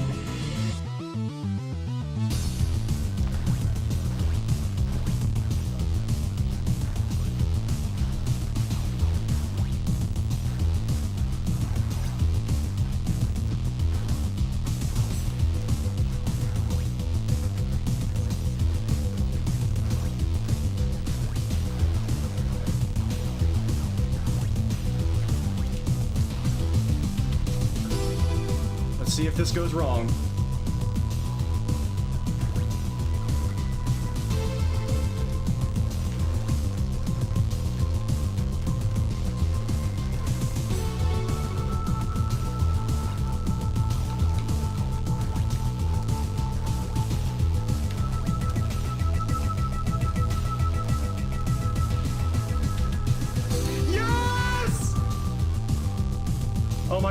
Oh my god, I thought it was about to go wrong. I thought that was it. I thought they were about to go Super Saiyan and... Oh my gosh. I'm numb. I'm numb. I'm numb. I don't know what's going on right now. What? With my 5th world record of the day, I had finally done it. I didn't even stop there. I was intoxicated by dopamine and adrenaline, so I couldn't help but play more. Wait, it's another 329! We just got another 329! 100K. It wasn't a new world record. It was a tie of the 3-minute and 29-second 100K run that I had just gotten earlier that day. This was beyond absurd now. This was pandemonium. As I finally shut things down for that day, I was having the time of my life. All at once, I had basically achieved everything I had ever wanted in NES Joust. But I just couldn't stop. You have to try to take away their options and limit their variants, but you can never actually... What in good... How is this still happening? What is my luck in this run? Terry, of course, appearing at the last moment. 14-13. That is the new Wave 39 world record. No spawns, but I bailed immediately anyway. Oh my gosh. Alright. Oh. I was so focused on the one that was alive. That was very fortunate. That could have been an extra minute lost due to me forgetting about one egg for the first time, but here we are in Wave 49. What is happening?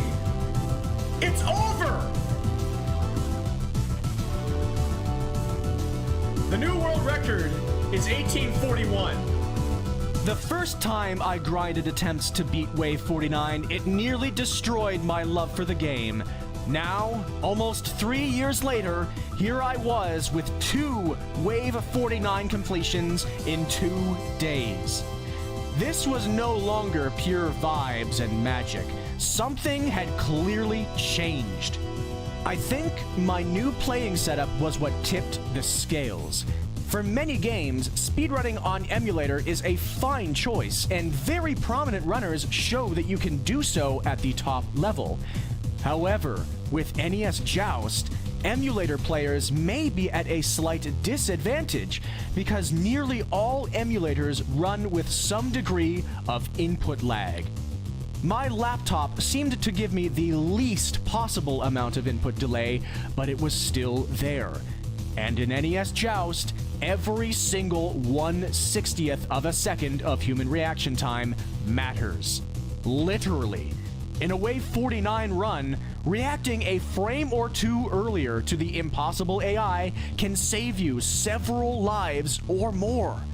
I don't think it's a coincidence, therefore, that I experienced this hellacious breakthrough immediately after switching from emulator to original console, which completely removed input lag from the equation. From there, all of my strategies could enjoy stronger effects. And compared to Nenriki Gaming Channel and NES Cardinality, my strategies were quite aggressive. Nenriki and NES Card weren't just rewarded for their patience in terms of waiting for lucky runs, they also played patiently. When faced with disagreeable chaos on the top of the screen, they would often escape and wait on the bottom, which somewhat sealed them off from the worst of the mayhem and increased the chances of single enemies getting loose in a much more targetable way. For better or for worse, this is something I almost never do.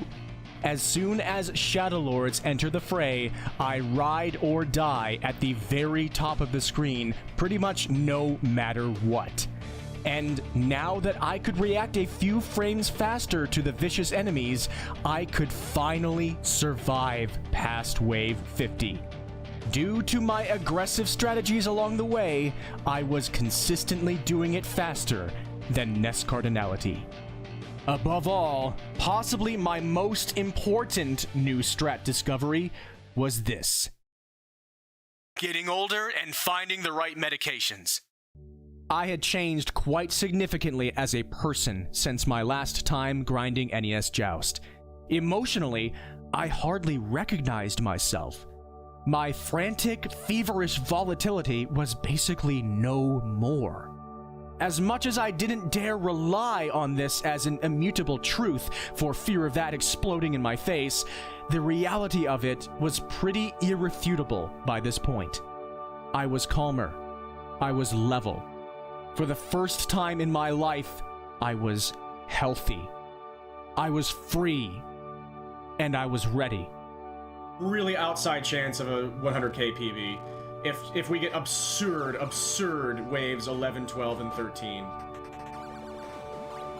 What? That worked! What a Hail Mary! Missing a lot of egg bonuses here, but that's still a fast wave. Like, it's very, very, very rare for waves 11 and 12 to miss Terry.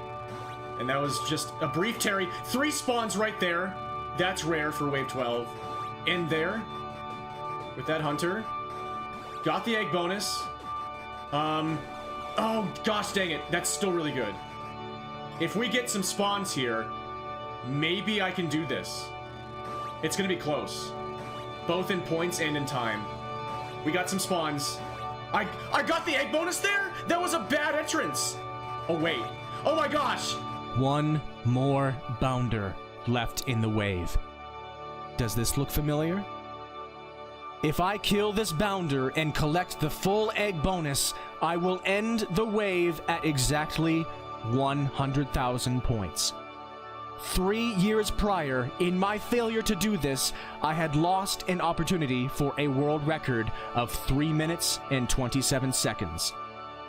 If I redeem myself right now, I will achieve a new world record of 3 minutes and 27 seconds.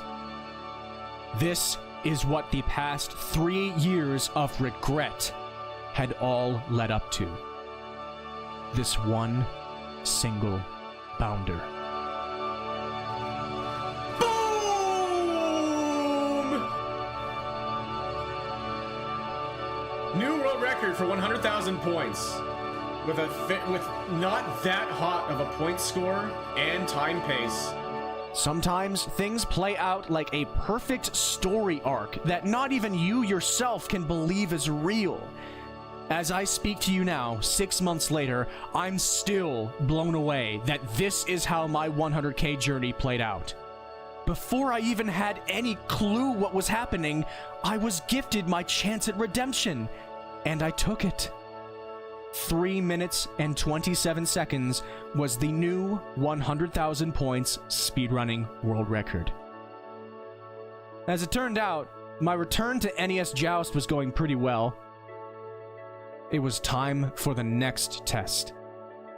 Up to this point, all of my runs in 2026 had been recorded offline, then streamed and commentated later on. Now, I wanted to see if my mentality held up when I performed under a live spotlight. Spawns, please. Gotta bail. That worked out. Come to me, my pretty. Thank you. I need the luck.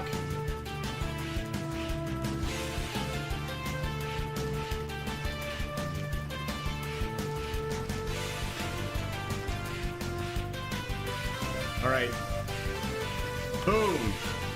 Big Wave 39 world record. First ever sub 14. 3 years prior, NES Cardinality had dropped the hammer on me with the world's first known sub-17-minute Wave 39 completion. I had just completed it more than 3 minutes faster than that. But that wasn't all. In the moment, it was now the best pace for Wave 49 that I could ever fathom having in my grasp. And I had to try to convert it. Nope. Nope. And nope.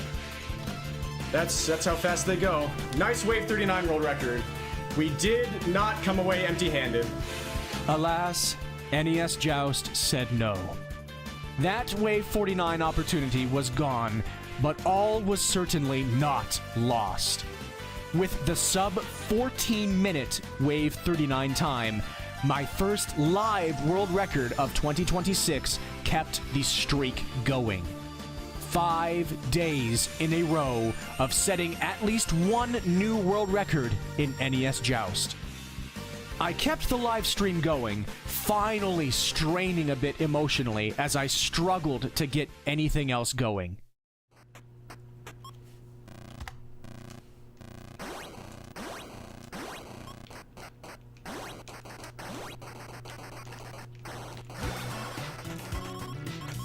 That was actually a 50K world record. I didn't think it was possible. 137.983. Okay. Well, we got 2 world records today. How is this still happening? I had just fully separated myself past the 138 barrier by 1/60th of a second. 1 minute and 37 seconds was the new time which sat alone at the top of the 50,000 points leaderboard. How could I possibly keep this up?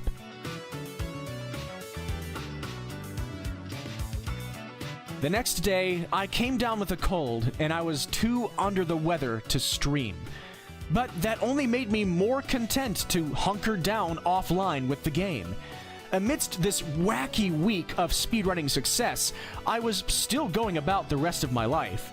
I wasn't chaining myself to 10+ daily hours of non-stop jousting, and somehow the flurry of achievements had piled in anyway. But now that my body was asking me to keep it sitting quietly in a chair, I couldn't hold myself back. I unleashed myself into a Wave 49 grind, just to see how much lower I could feasibly take its completion time. This is what followed.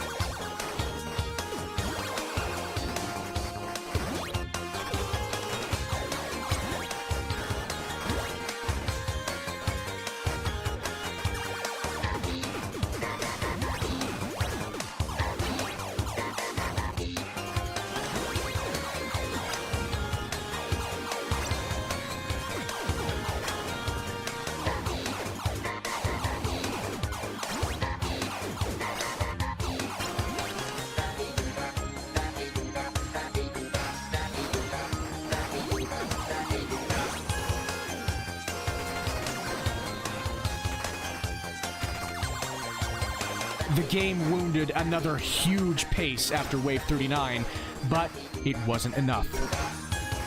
I limped onward to see if I could survive another couple of waves.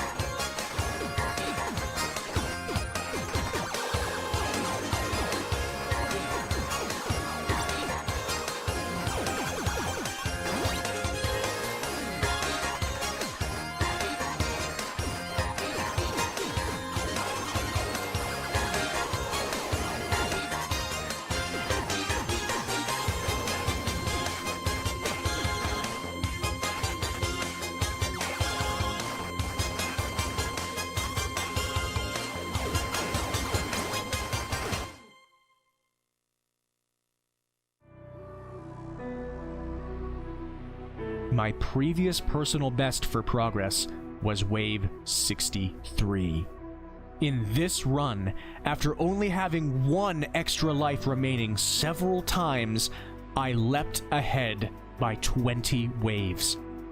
Out of nowhere, I was now breathing down the neck of Nenriki Gaming Channel's Wave 86 run. Things that had just been impossible to even dream of were now my logical next steps. Namely, surviving farther than Nenriki Gaming Channel did. Farther than Wave 86. And collecting 1 million points. But even that was not the final tangible goal of NES Joust.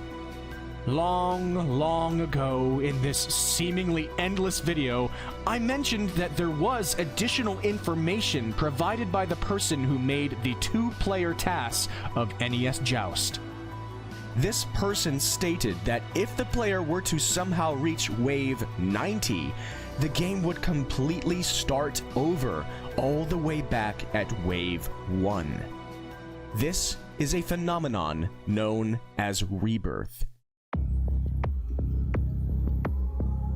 Rebirth is not an unheard of side effect within games from this era.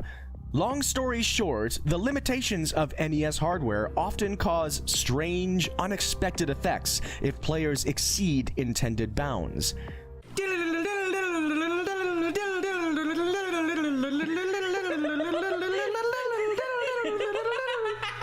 One very famous example is the original title for an illustrious, beloved puzzle game franchise, NES Tetris. Suffice it to say for now, NES Tetris has gone through incredible, breathtaking transformations. Much like Joust, this game stops increasing its difficulty at a certain point, which, in NES Tetris, is level 29. In the case of Tetris, level 29 was designed to make the puzzle pieces fall so fast it would be impossible to survive using the game's intended control functions. Therefore, in 2020, the farthest a player had ever reached in NES Tetris was level 35, a truly remarkable achievement. NES Tetris does not rebirth back to level 0 until the completion of level 255. So, needless to say, achieving rebirth wasn't even a fanciful twinkle in any Tetris player's eye.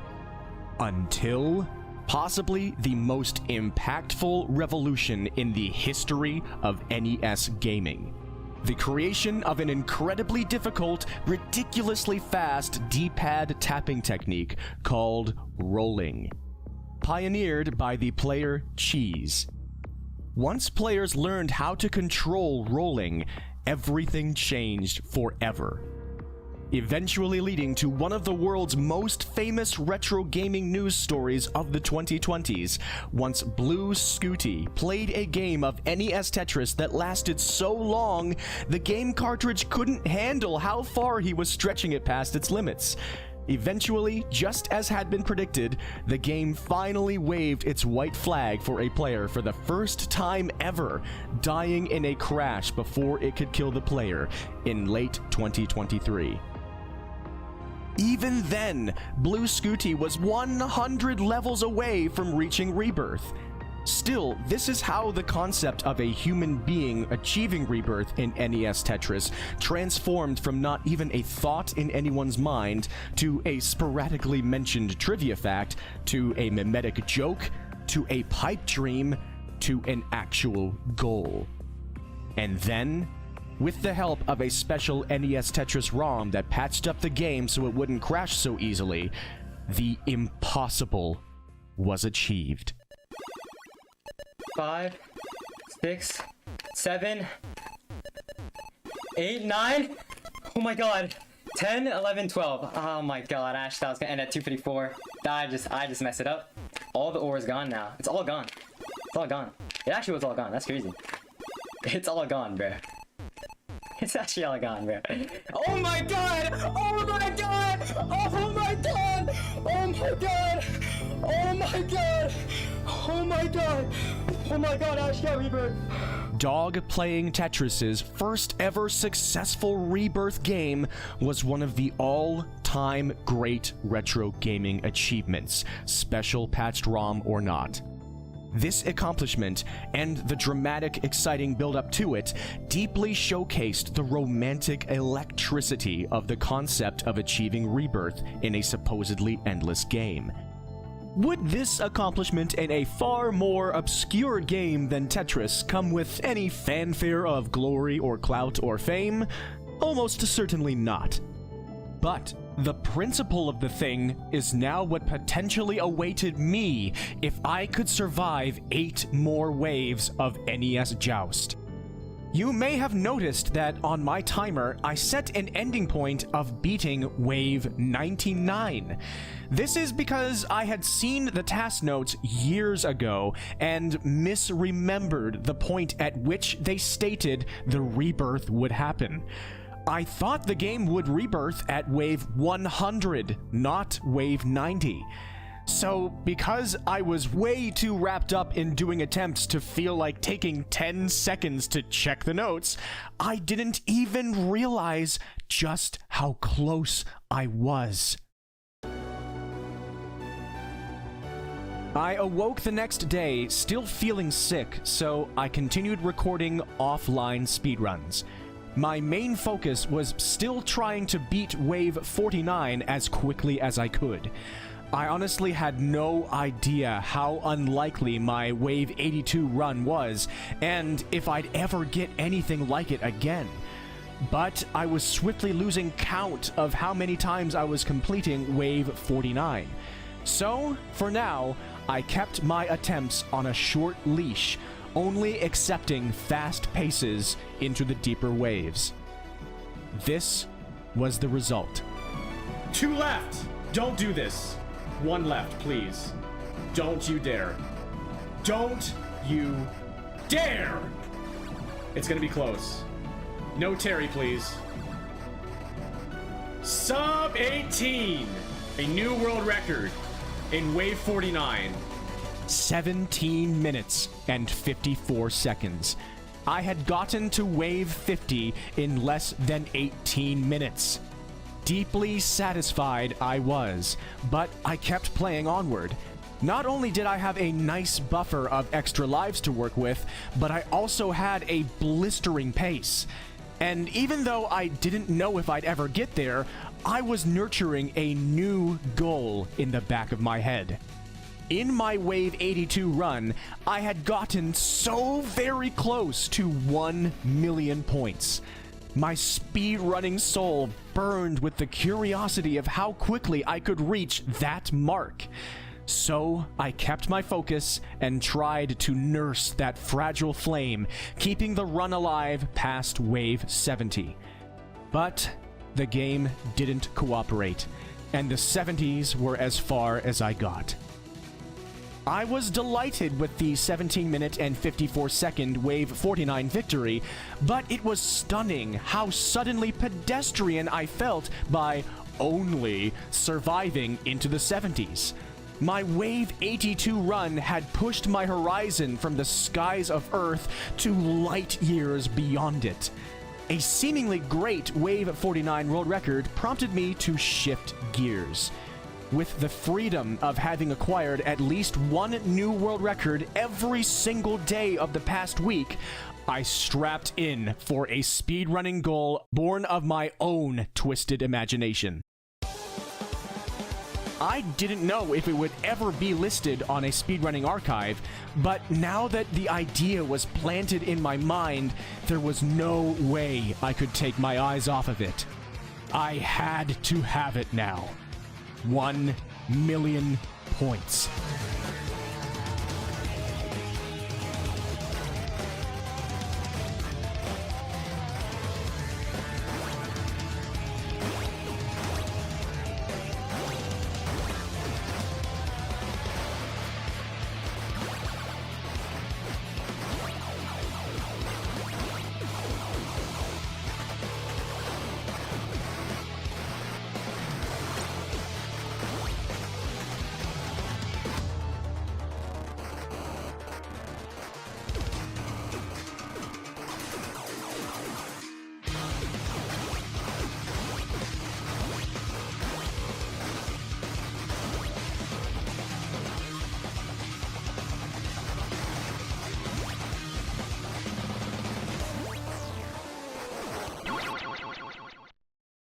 surpassed the capacity of the score counter.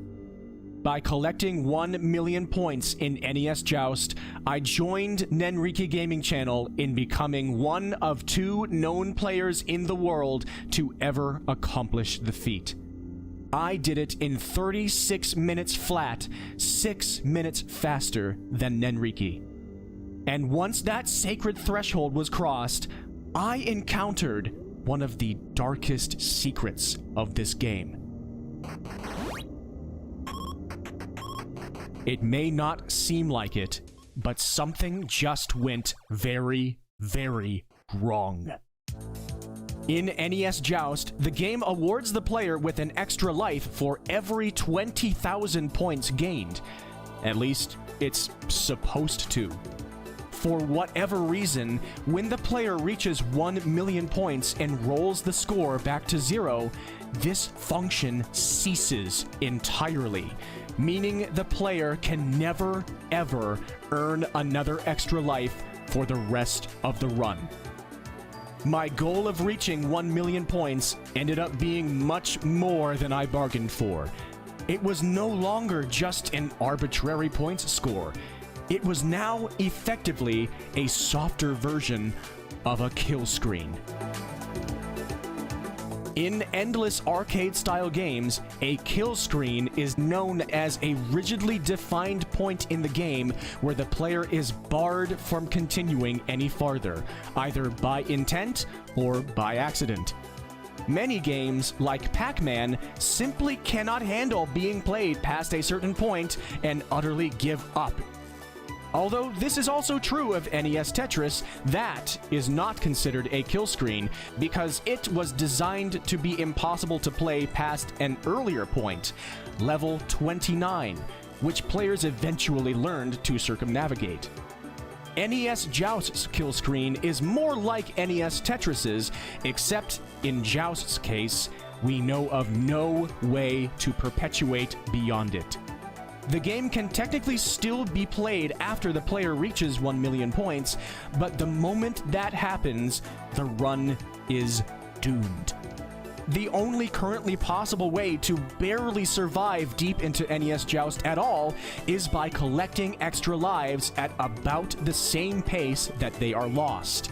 Once extra lives are turned off, it's like being trapped on a spaceship filled with murderous monsters and the ship's life support being shut down forever.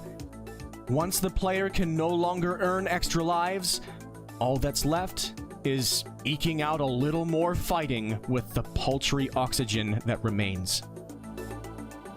In my first 1 million points run, I barely managed to limp to wave 86, where my oxygen ran out. I had tied Nenriki Gaming Channel's Progress World Record, coming barely short of their high score of 1,029,000 points. This meant that I technically still had runway clearly laid out ahead of me. But without any extra lives past 1 million points, an already exorbitantly complicated task just became way more complicated. But to me, that didn't matter.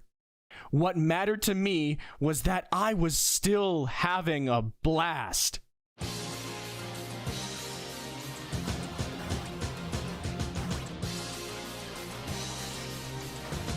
That worked? Okay, game. My progress PB is wave 86. And 1 million. Wave 87. Alright.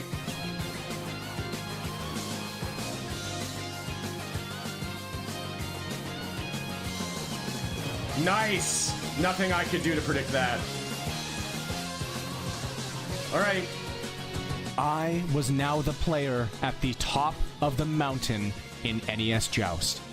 After 8 years, Nenriki Gaming Channel's run had finally been surpassed by 2 waves and 33,000 points.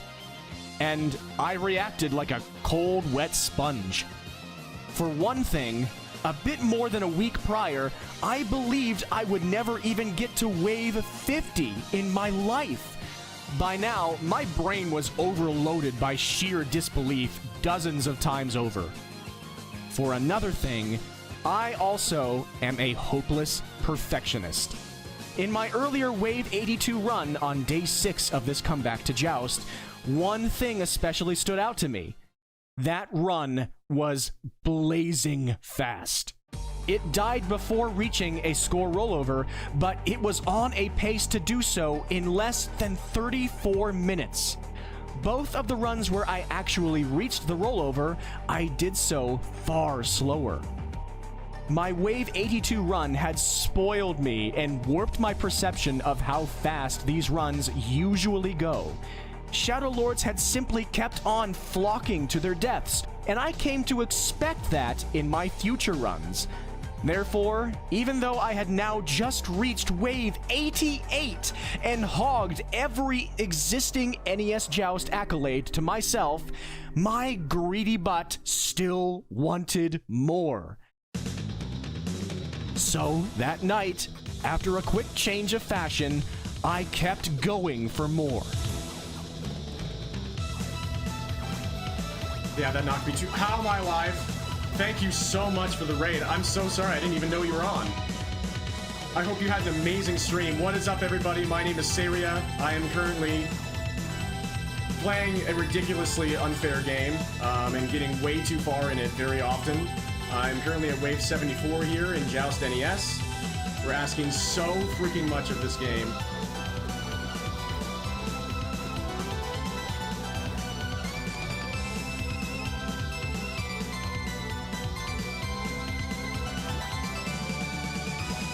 Boom! That is a world record. Not nearly as fast as what I want, but that is 1,000,000 points. Please, Joust, let me have this.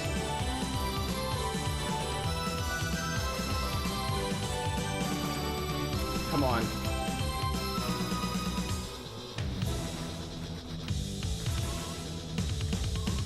Yes, baby! Wave 90! Oh my gosh! I can't believe it! Oh my gosh! Oh my god! Oh my god, Ash got rebirth! 1,100,000 points.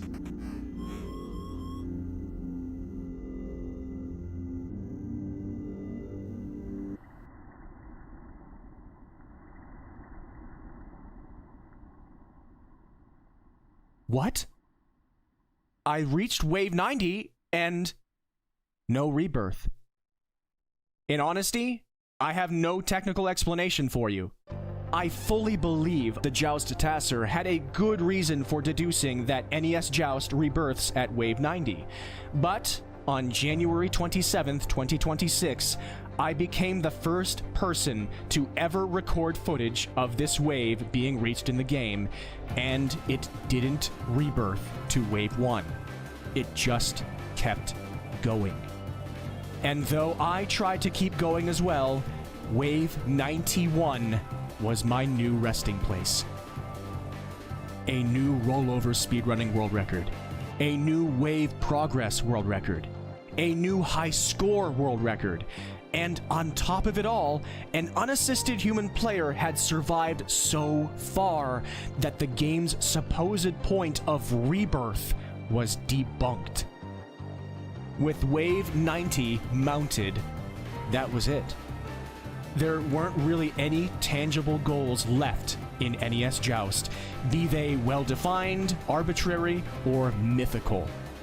On my 8th straight day of world records in the game, I had done it all, except the 33-minute rollover.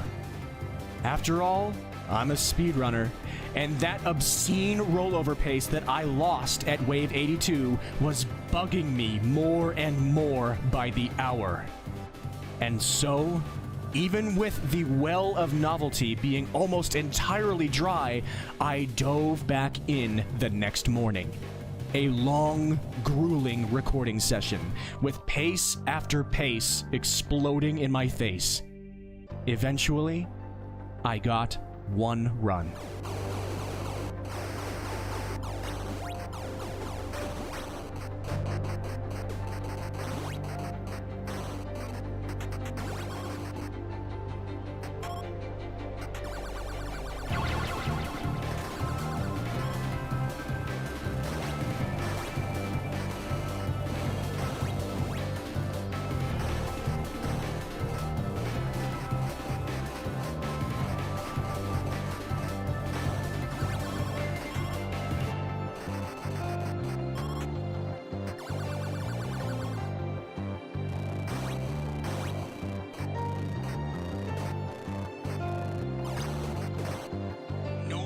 how many times I failed, I couldn't fail that far.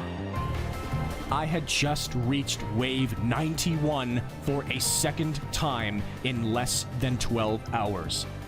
The lack of rebirth the previous night certainly wasn't a fluke, and neither was my survival ability. I had just accrued 1 million points for the 4th time in 3 days. But, once again, I hadn't managed to reach the score rollover in less than 36 minutes, let alone my goal of 33. And I was finally feeling it. I'm really feeling it! No, not like that. The fatigue, the frustration, the burnout. I could feel that I was all but dry of the fuel I needed to burn long enough myself to keep the game's fragile flame going. The next day, I could hardly touch the game. And it seemed that I would have to finally learn a much-needed lesson about appreciating everything I already had. When I returned from my 3-year break from NES Joust, in a span of 8 straight days, I achieved 19 new world records. If one of my nagging goals got away from me, maybe that shouldn't be a crying shame. It was already the most inexplicable and otherworldly burst of gaming achievements that I had ever mustered in my life, and probably will ever muster. I couldn't have done it without everyone that came before me and after. It was a good ride. On January 30th, 2026, I began one last attempt for the 33-minute rollover.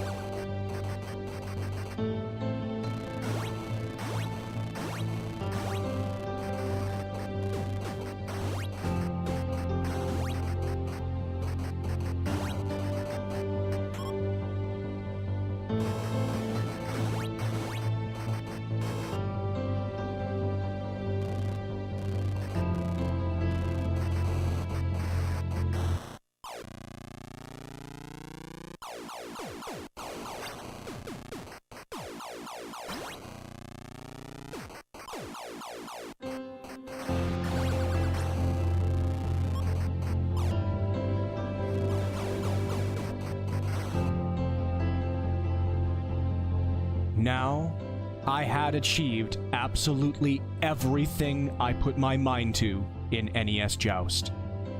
This was the run I pitched to NES Cardinality in asking if the score rollover and its resulting soft kill screen warranted a new category on speedrun.com.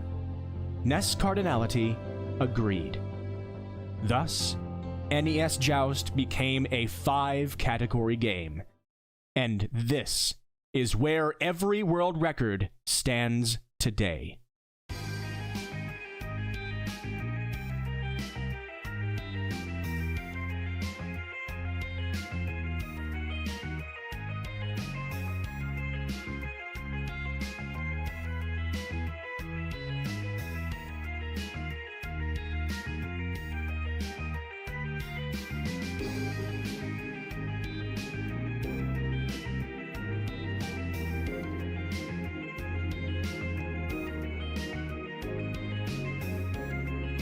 that was the story of how one of my childhood games about birds in hell taught me how to fly.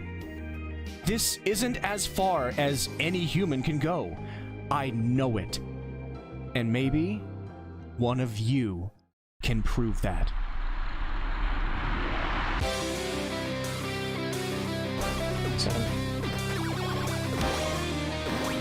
I love it.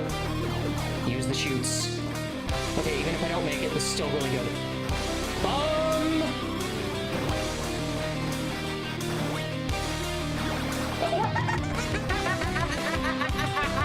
Oh, eat, Joust! Eat!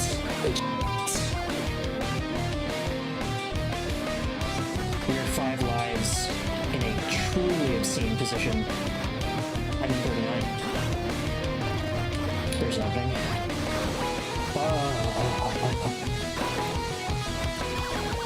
Okay, that is my second wave 40. There's a way through this, there's a way through this, there's a way through this, there is a way through this. Okay, that is definitely a wave PB. 44.